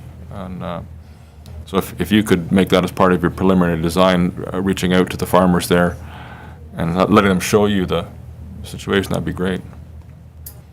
Other question, this was interesting. You made a comment in your presentation, said it was prime agricultural land, but it was class 4 to 7. My experience is, as a farmer, that it's class 1 to 3 that are prime land, and class 4, well, I can do stuff with. Class 5, well, I'd rather not, and class 6 and 7, I certainly wouldn't call it prime. Where did you get the ranking for that it's class 4 to 7 and still considered prime? Yeah, I mean, it is designated as prime agricultural land, and that information, would have come from the secondary source information that's available. So from our official plan, perhaps, it's designated as prime agriculture.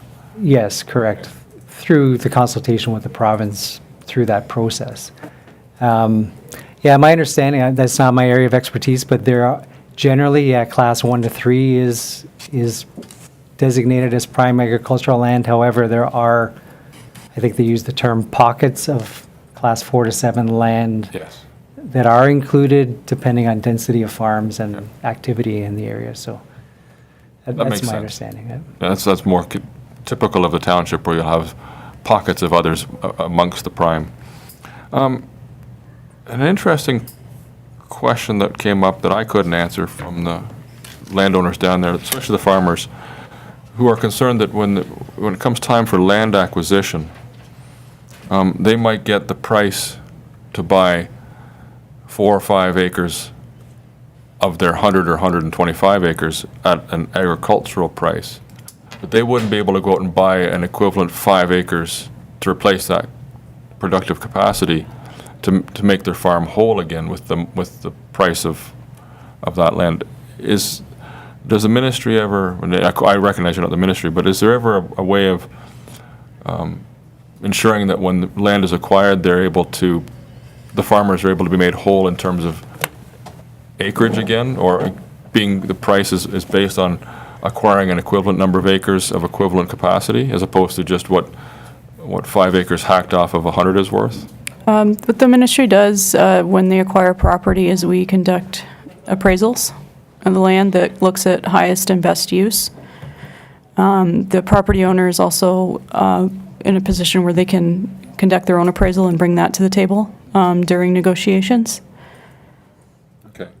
So there might be an opportunity for someone to be able to sell it for enough that they could acquire 5 acres so they don't lose any net productive capacity. We compensate for what we take only.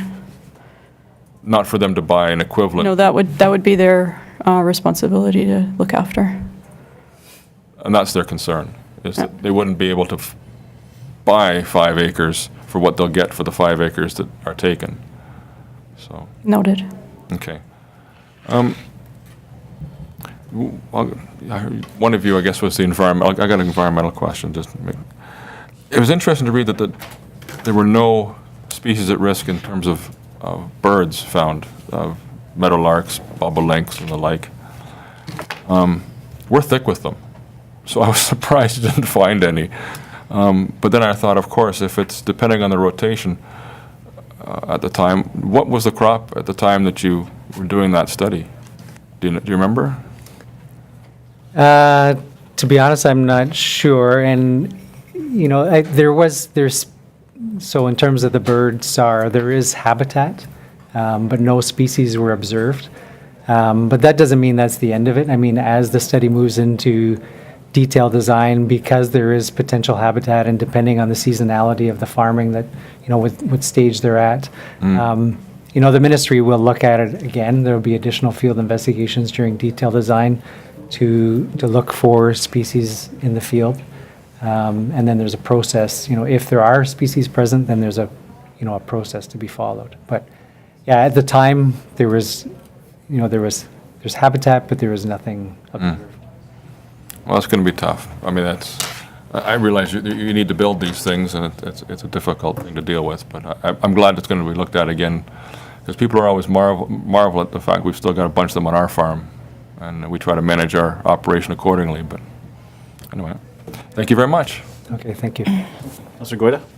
Thank you. My first question, I think probably pertains more to the operations, but I'm just wondering if you have any idea of the number of trucks that you anticipate being inspected daily at this facility, and if this facility matches up with that projected use. Good question. I don't have that number, do we? I don't have that. We can get back. We can get back to you on that. Okay. I guess part of the reason I'm asking that is because when I look at the map or the preliminary design of both of these inspection stations, to me, they seem like the Ritz-Carlton of inspection stations. They just seem enormous.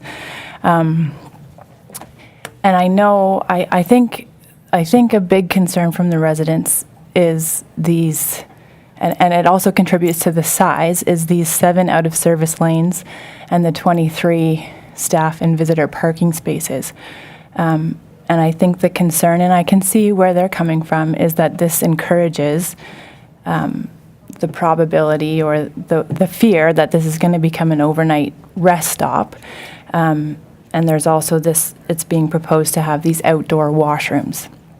And so I think for a lot of, I know there's only a few houses in that area, but I don't think it should take away from the importance of the public safety component.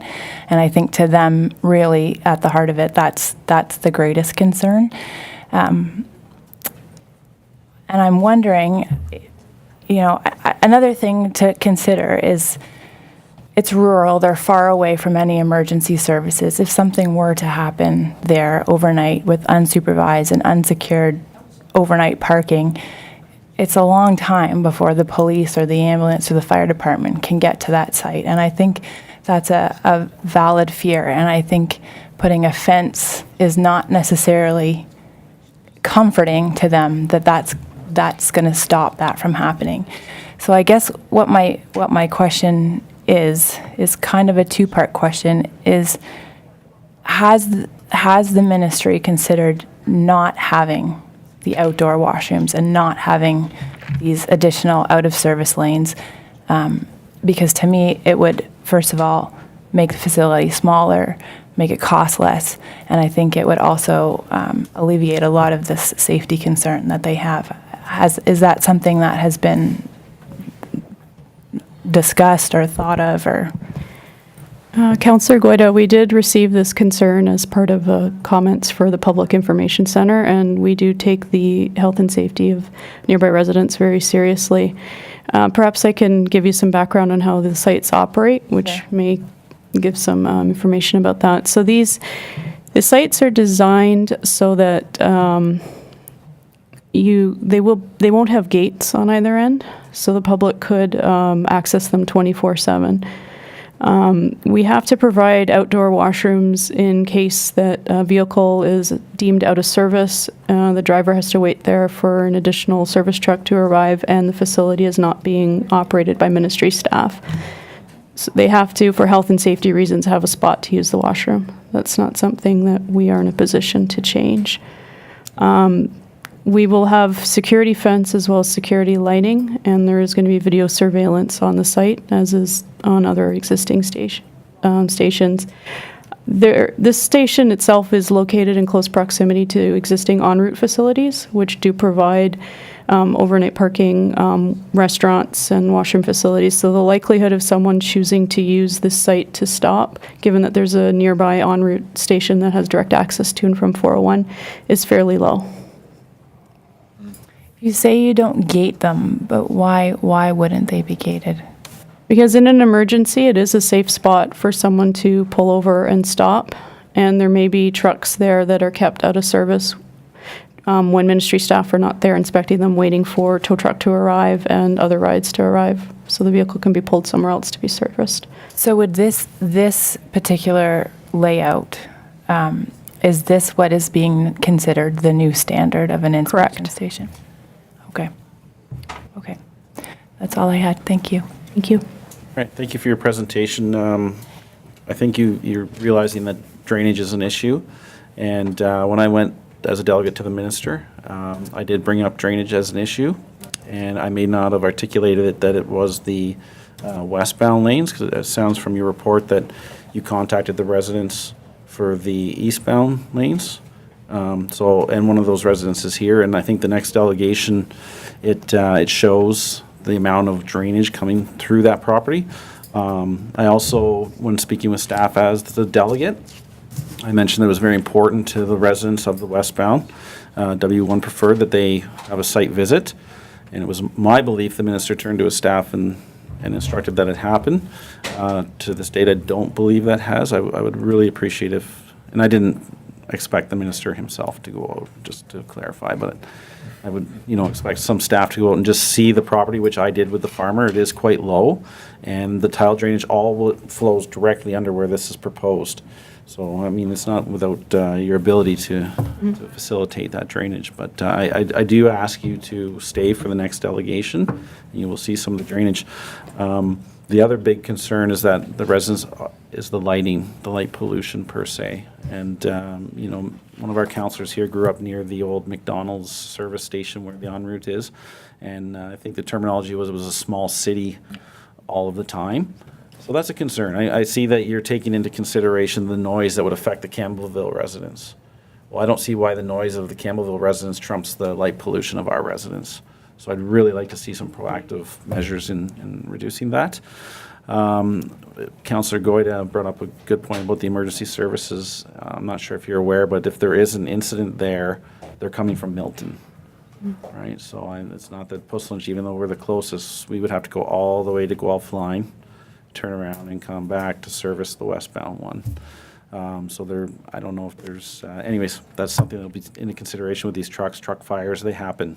And I don't know if the facility should have some, anyways, I'll leave it in your hands, but there is potential for, delayed response for emergencies to that site.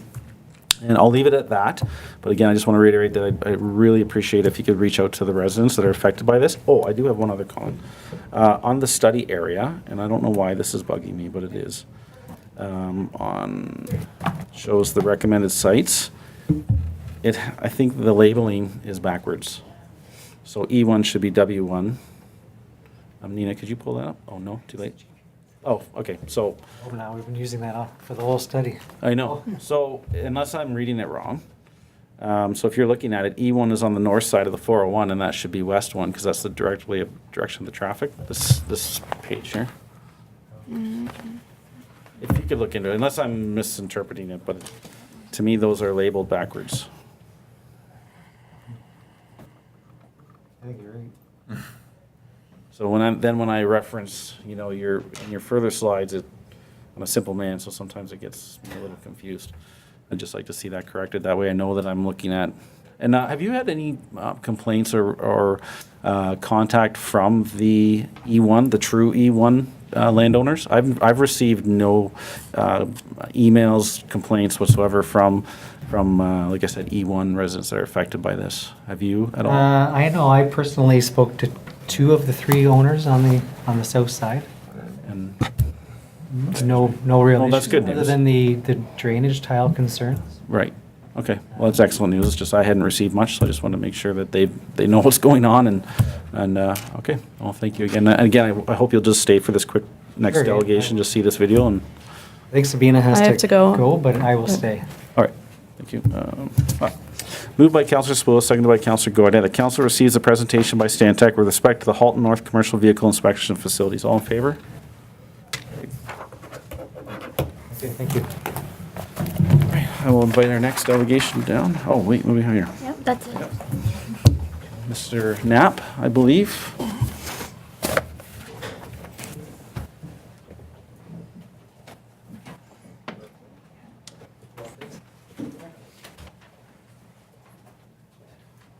Welcome, Barclay. I'm not sure if you've been a delegate before, but just make sure you speak into the microphone for us, and you can start whenever you are ready. So do I click or you click? I click for me. Okay, I'll talk first if that's okay. Is there sound with that too, or? Because I don't need sound, I can just talk. Do you want it on as you talk? Sure, sure. Yeah, just started? Okay. Turn off the sound. Wait, that's not the right one. Oh, this is the right one? Oh, my apologies. Actually, one says post lunch. Sorry, everyone. I should say post lunch. Yep.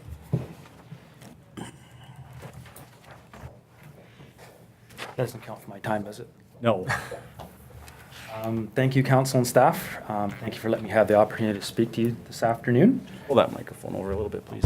Thank you. Good afternoon, council and staff. Thank you for letting me have the opportunity to speak to you this afternoon. My name is Barclay Knapp, and I represent the Pleasant Township on the Wellington Federation of Agriculture Board of Directors. And I would like to present comments to you in regard to the proposed MTO truck inspection stations, or commercial vehicle inspection stations in the 401 out by Badna. I understand agriculture is not on all your radars, or are fully understood, or the environmental conditions that affect agriculture. Hopefully I can provide an agricultural perspective. Agriculture is the use of land to produce food, fiber, and fuel. Farmers need their land to provide for them, and in return, they need to use it wisely and safeguard against the issues that present themselves. Farming is not easy, but is an important industry as everyone needs to eat, to be clothed, and to fuel up their vehicles. Farmland is also important in sequestering carbon and recharging the water table.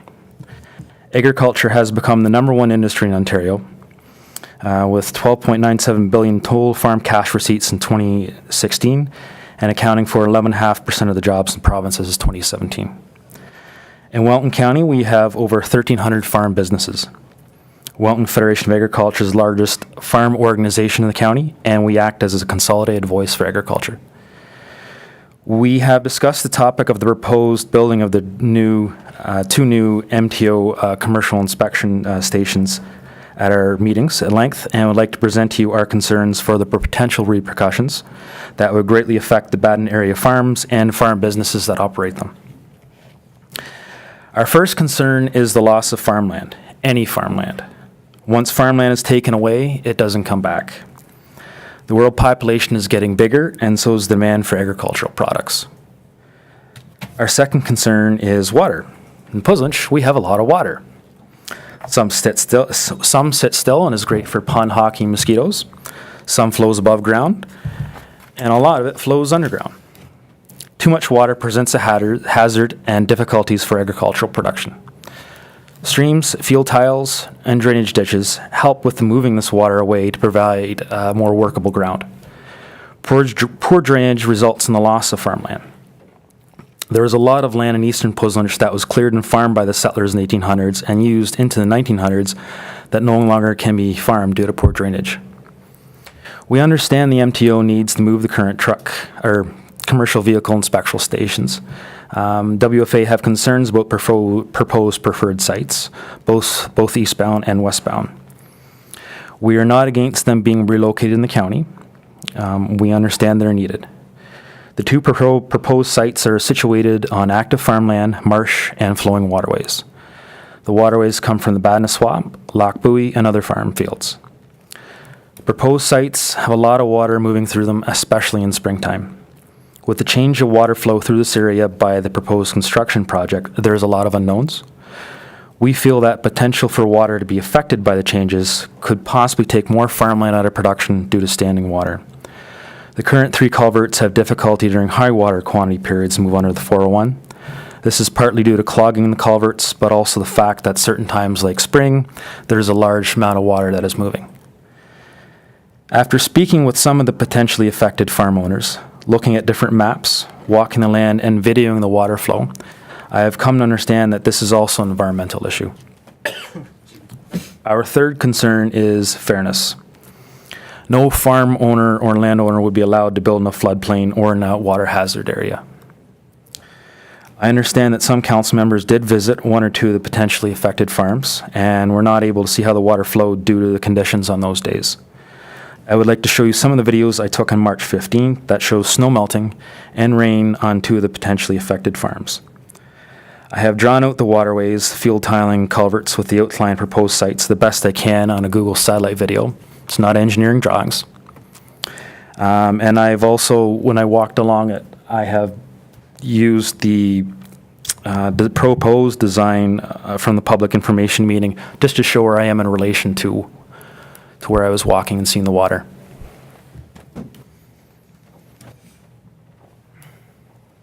So Baden is listed wrong on Google, I don't know why. These are the waterways that I could find and see, and also is listed on the county and Halton Conservation maps. The purple is the field tiling from what I could find and what I could talk to the landowners. The yellow is the 3 culverts that I did come across. The red is the water flow. All that water does flow down to the Bronte Creek. Black is their outline, the best I can make it. And the light blue is the proposed rerouting of the waterways. So on the south side of the 401, for the eastbound proposed preferred site, the blue dots will be where the video, I kind of stood for the video. And you can see there's supposed to be tiling underneath that stream there. That is a low point in the field. Unfortunately, the tile couldn't handle the water, or the water couldn't get to the tile, so it is flowing across the field. And that's one of the culverts.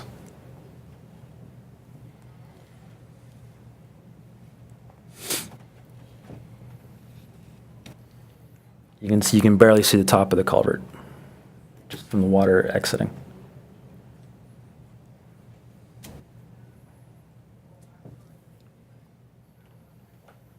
And that is not the stream, but that's actually water that's escaped the stream and just gotten into the field and it's flowing on its own.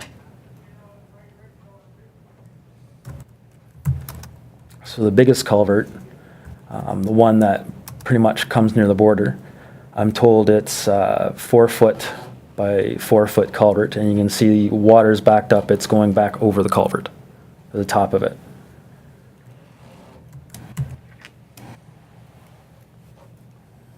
And that's another look at the overflow from the stream, the snowmelt and the rain.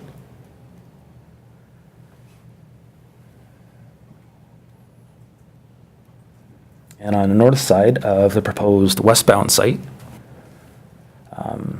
starting at the lane, just off 36, you can see all the snow and the water flowing under the snow to the tiling.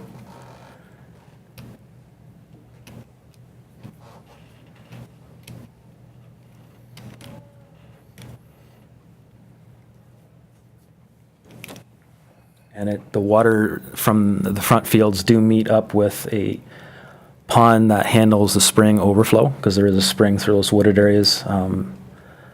And this is looking more down the ditch from 36. And you can see the water there is escaping one of the farm ditches and going right across the field.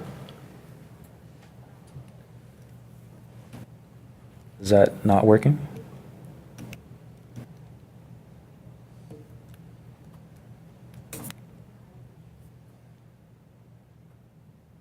Well, that sucks. It's the internet.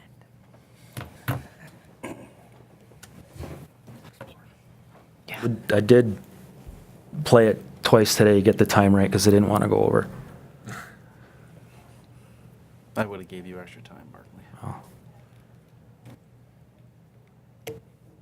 You can just move the dial if it works.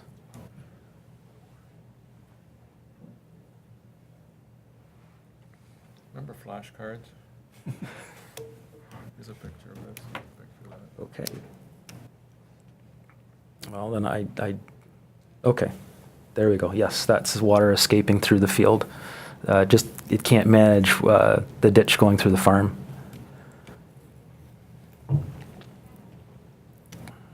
That's supposed to be the water in the culvert from 36 going to the Bousfield farm. Okay.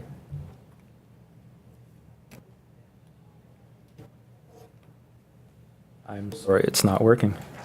We're getting the still photos, as long as we can. You can see water also being collected by the ditches in the side of 36 to head down. And the two ditches meet up about where the blue dot is.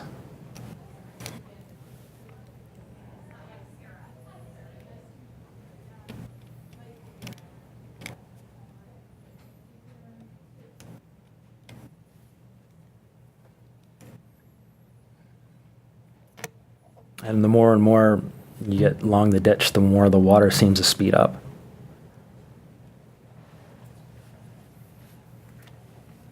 Actually, this is a photo where they join, or this is a video point where they join right there. And you can see the water going across in front of the tower, across the field there, just making its own route. And that's more just standing water, melting water, just waiting its turn to get into the ditch.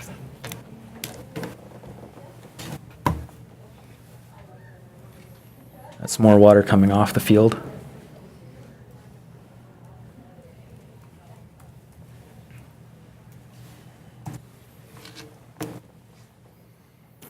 This is all heading towards the 401.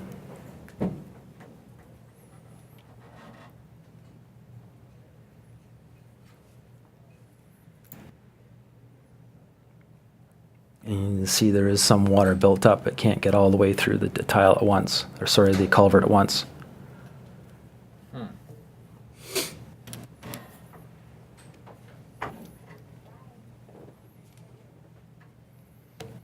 And standing in about the area of the proposed pond, you can see a lot of sitting water right there, water waiting to be moved off the field, mixing with some of the ice and the snow melt and the rain.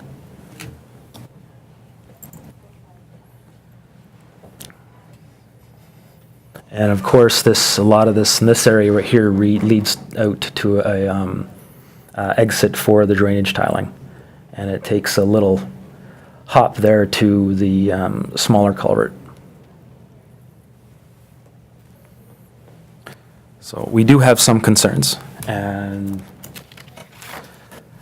this site, from the site that we can tell, is the site with farmland on both sides, which is a concern of being lost, and important flowing water that eventually joins to the Bronte Creek.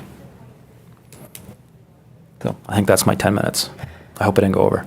No, you're fine. Thank you, Barclay. I'll open up to the council. Councilor Spoulos. Who's responsible for maintaining the ditches on the farms? I've been asked that by the landowners, on the farms. I would hope the farmers themselves, or those that helped engineer them and build them. Okay, then a large amount of water that's going through the culvert under the 401, and it goes south of the 401. Is that a designated route for the water? From what I could tell, looking at Halton Conservation Authority maps, I would say yes. Also a very compelling video, and I think the consultant should look at it and really have a second thought in terms of what they need to do to satisfy the concerns of the drainage in the area. Okay. Thank you. Councilor Roth. Yes, thank you, Mr. Knapp. This is a very good presentation.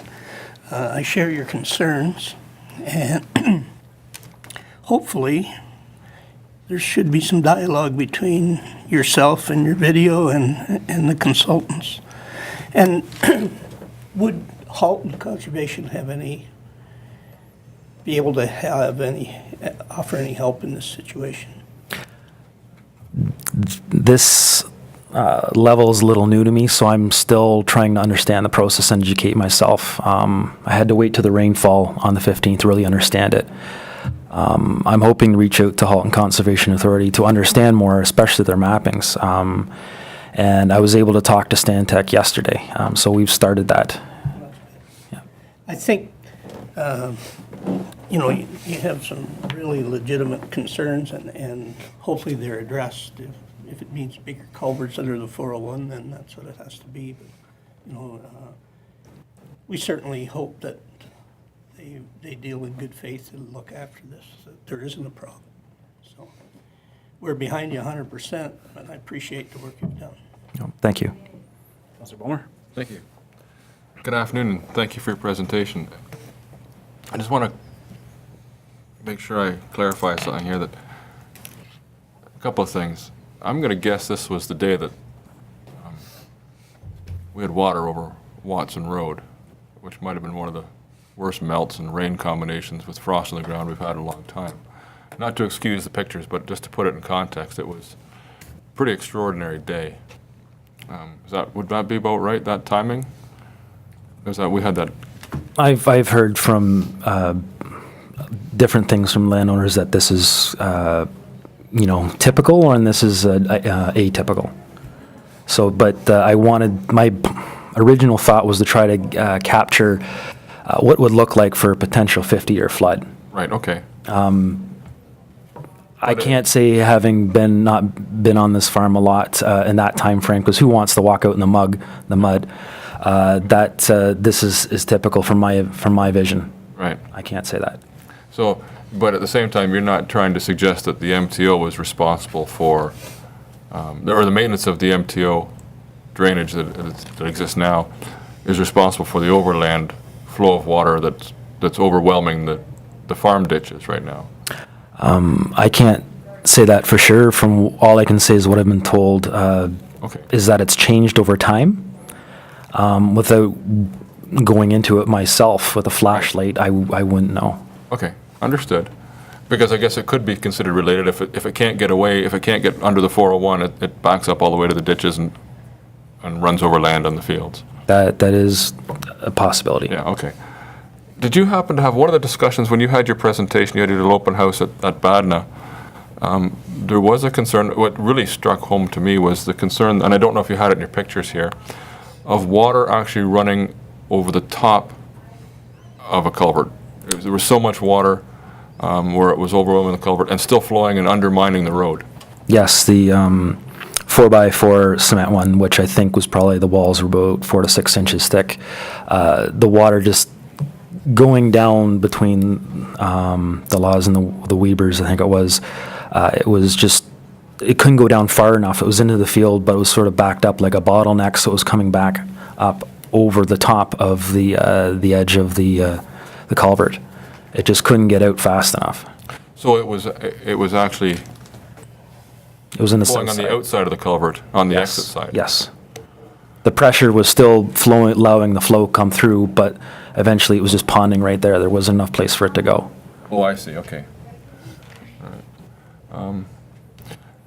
Well, I guess for me, when I put together the concerns I heard at that meeting and your presentation today, what concerns me is I think what Councillor Rowe spoke to is it's the question of whether the drainage under the 401 is sufficient, especially when we add more hard surfaces and expedite the water running across the ground and towards the ditches and towards these culverts. If they can't handle what's there now, how are they going to handle even more runoff? And I think that's a very legitimate concern. I'm glad you and your neighbors or you as the Federation have come to help all these neighbors make this presentation and make the ministry, and I'm glad the ministry stayed to see it. So, thank you, Barclay. Thank you. Councilor Goyda? Thank you. Thanks very much for putting that together. I did go to the one farm that you were showing, but when I was there, everything was frozen, and so I didn't really understand how the water was moving along that site. I think it's really a great thing that you've done this, and I would hope that this exact video will get sent on to the consultant and to the ministry, and that they'll review it and use it to help them in their planning. So thank you for doing that. Thank you. Thank you. Thank you for your presentation, Mr. Knapp. I agree, it helps to visualize the runoff, and that's why I reiterated with the consultant while the ministry was here, that a site visit is pretty pertinent. You really get a concept of, they're putting this truck inspection station in the hole, the bottom, right? So, and I'm not saying that can't be remedied, but, there's drainage tile that would have to be redirected, not just the drainage ditch, the tile itself, and so there's a bit there, and but I think they've heard us, and I would really appreciate if you could provide that video. I don't know if that video can it be put on the agenda as well, so it's on record that we have it. But thanks again, Mr. Knapp. All right, thank you. Moved by Councillor Rowe, seconded by Councillor Balmer, that Council receives the Wellington Federation of Agriculture, WFA, with respect to the Halton North Commercial Vehicle Inspection Facility. All in favor? Carried. Okay, we're going to go back to communications, and we're going to go to the CBM Aggregates McMillan Pit. Is everybody ready? Any questions or comments on that? Nope. Okay. Let me just intergovernmental affairs. All right. And the first one is I'll speak of this.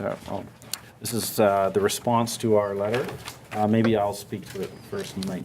Okay. It might alleviate some of your questions. Okay. When I contacted Mr. Kudo about an official response, and then I saw this, and then I sent out an email requesting more detail as to why our requests were not supported. And he's away, he's out of country or on vacation or something. He said he's going to review his notes and get back to us. So I expect to see another response from the county. My comments were, we had the economic people here. Yeah. And they basically said, the Morrison bypass goes through, start thinking very quickly about doing something in your downtown cores. And come April the 11th, we'll see if our project gets approved. If it is, then we should redouble our efforts to push our agenda forward. And I look forward to seeing his official response as to, they're thinking of keeping it 4 lanes. Any other questions or comments on that? A message from the Minister of Infrastructure. Any questions or comments? Okay, see none. Next one is AMO Communications. Any questions or comments? No? Okay, the next one is resolution on bottled water. Any questions or comments on that one?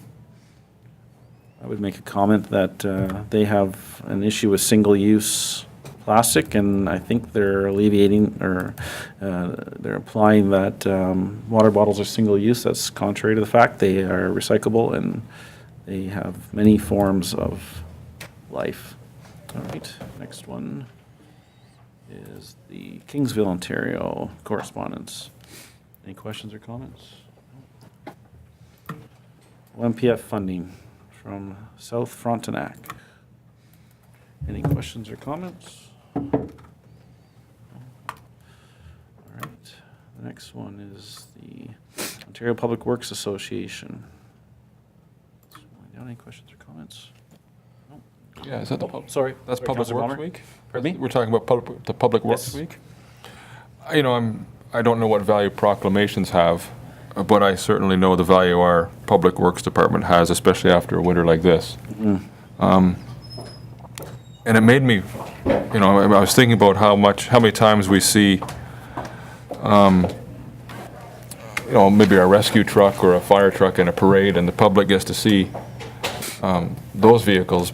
But I don't think people really have quite an understanding of how complicated our snow removal equipment is and how much goes into keeping the roads cleared, especially in the wintertime. And I don't know.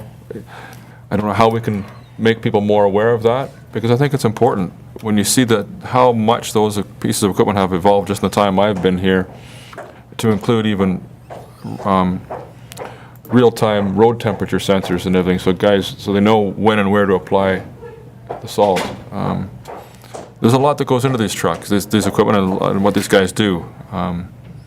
So I don't want to lose sight of what the meaning is here, what they're trying to achieve, and perhaps when we have a new public works director, we can talk about ways to make that department a little more visible and a little bit more appreciated. A little more public engagement? Possibly. I mean, maybe even as far as putting a snowplow at Family Day so people can see what it's all about, you know, because we have the fire truck at the fair or different events. I don't know. I leave it up to the Public Works, but I'd like to see them have a better profile. I agree. Any other questions or comments? My kids love crawling into trucks and graders and all that stuff, so that would be perfect. Okay, the next correspondence is the Region Waterloo invites input on protecting source water. Any questions or comments? See none. All right, Tri-City Materials Aggregate Resource Map. Any questions or comments on this? None, okay. That's it for IG.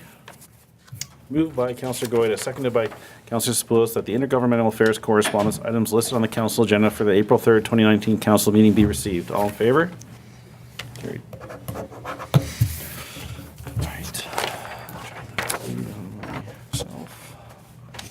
Reports, Puslinch Fire and Service, I don't see any, so. Finance, none, Administration Department, we dealt with one of these already, so we just have the first one. Moved by Councillor Balmer, seconded by Councillor Roth, that report ADM 2019-012 regarding term of council 2018-2022 goals and objectives final be received. Any questions or comments? All in favor? Carried. Planning Building. Moved by Councillor Balmer, seconded by Councillor Roth, that report PD 2019-003 regarding amending site plan agreement 2362933 Ontario Limited, described as Part Block 4, Plan 847, Township of Puslinch, be received, and the council pass a bylaw to authorize entering into and the execution of an amending site plan agreement with 2362933 Ontario Ltd. Any questions or comments? All in favor? Carried. Okay. Roads, none. Recreation, none. Mayor's update. I apologize that these letters didn't make it onto the agenda sooner, but they're there now, which is nice for the public to see. Any questions or comments on those? Okay. Notice of motions, none. Committee meetings, none. Municipal announcements.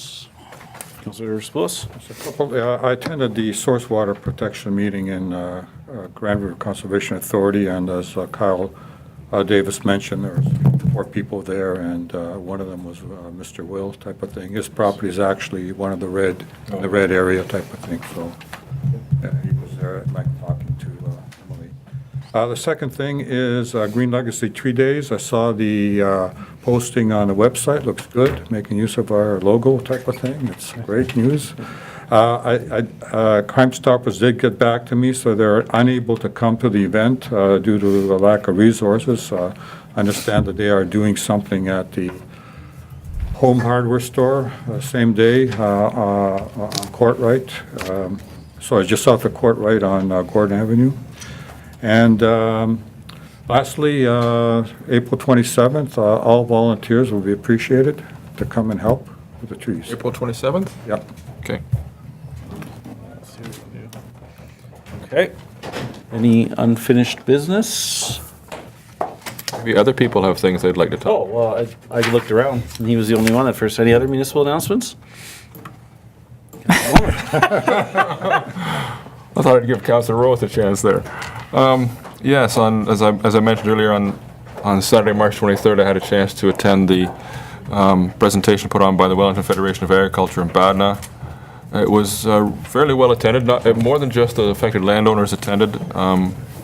They did a good job with providing maps and extra information.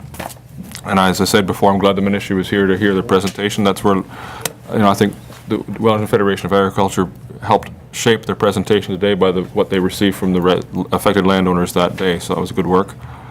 On,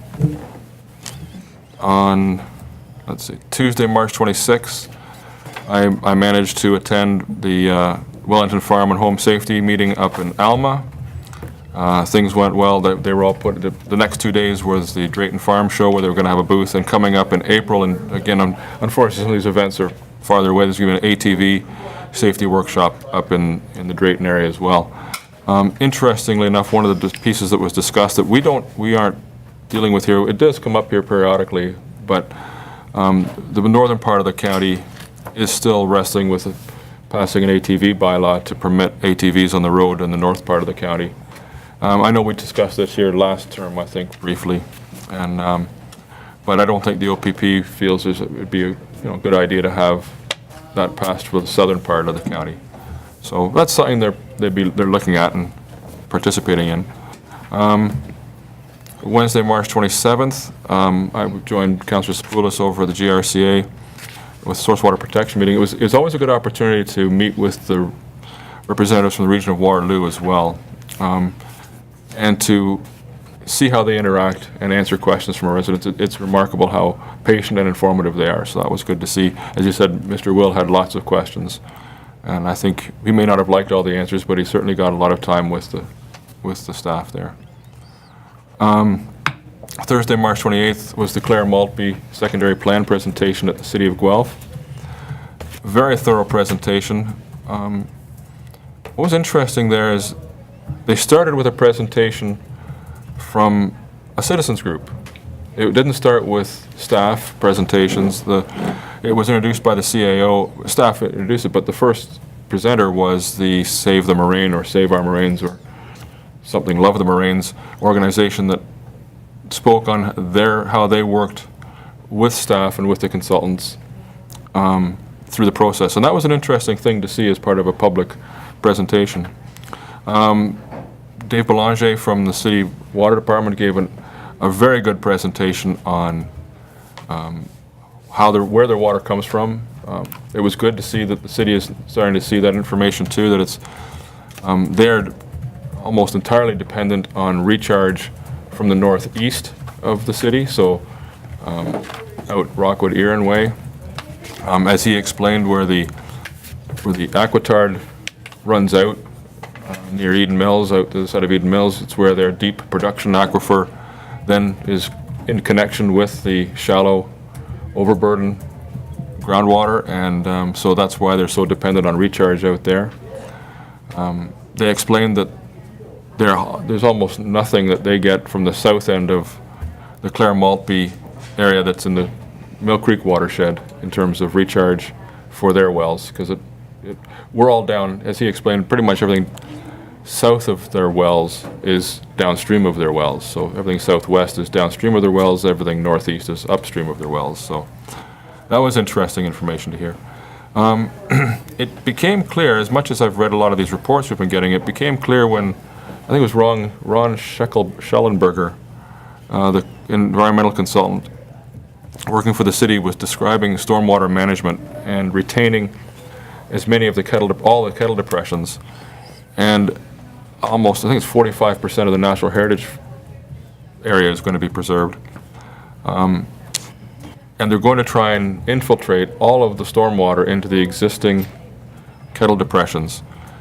They said some of them will be converted to stormwater management, but with no outlets. They said there'd be some dry ones that won't hold water at all, and which is consistent with everything we've heard. And then he made a comment, and this is why I didn't have a chance to follow up with him afterwards. He said that if there's storm after storm after storm, of course we'll have to have an outlet for the overflow to adjacent lands or to adjacent areas. And everybody ran over, so there was only a few minutes for questions afterwards, and he was busy answering questions from residents afterwards.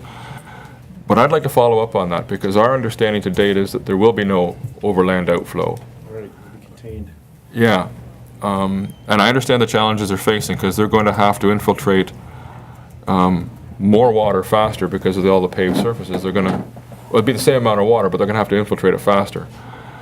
So I don't have an issue, but if this is all managed inside, but everything I've read suggests there is no overland outflow from this area. So I don't know where to send that question. If that's something we ask Mr. Denhoad to follow up, or we ask Mr. Schellenberger himself, or what, I'll take direction from the CAO on that. I don't know if the Madam CEO would have a comment on that. Just hang on one second. We'll start off by following up with the City of Guelph, and then we'll go from there. Do we need, since that's a direction to staff, we should probably get a motion on that, Madam CEO? Or we've started implementing that Yep, when yep, council. that would be perfect, Mr. Yeah, Mayor. so Matthew, you're the mover, and can I get a seconder for Councillor Spillis? All in favor? Thank you. Thank you very much. Didn't mean to cut you off there, Councillor Palmer. So I think that's it. Thank you. All right. Any other? Give you his name municipal afterwards if you like. All right. There we go. Moved by Councillor Rowe, seconded by Councillor So yeah, sorry, unfinished business? Any? No? Turn the page. All right, now we're on to bylaws. Moved by Councillor Rowe, seconded by Councillor Ballmer, that the following bylaws be taken as read 3 times and finally passed in open council. A bylaw to authorize a temporary borrowing of funds to meet current expenditures of the corporation of the Township of Puslinch during the fiscal year ending December 31st, 2019. B, being a bylaw to authorize the entering into of an amending site plan agreement with 236-2933 Ontario Ltd., 29 Weiner Road. Any questions or comments? All in favor? Carried.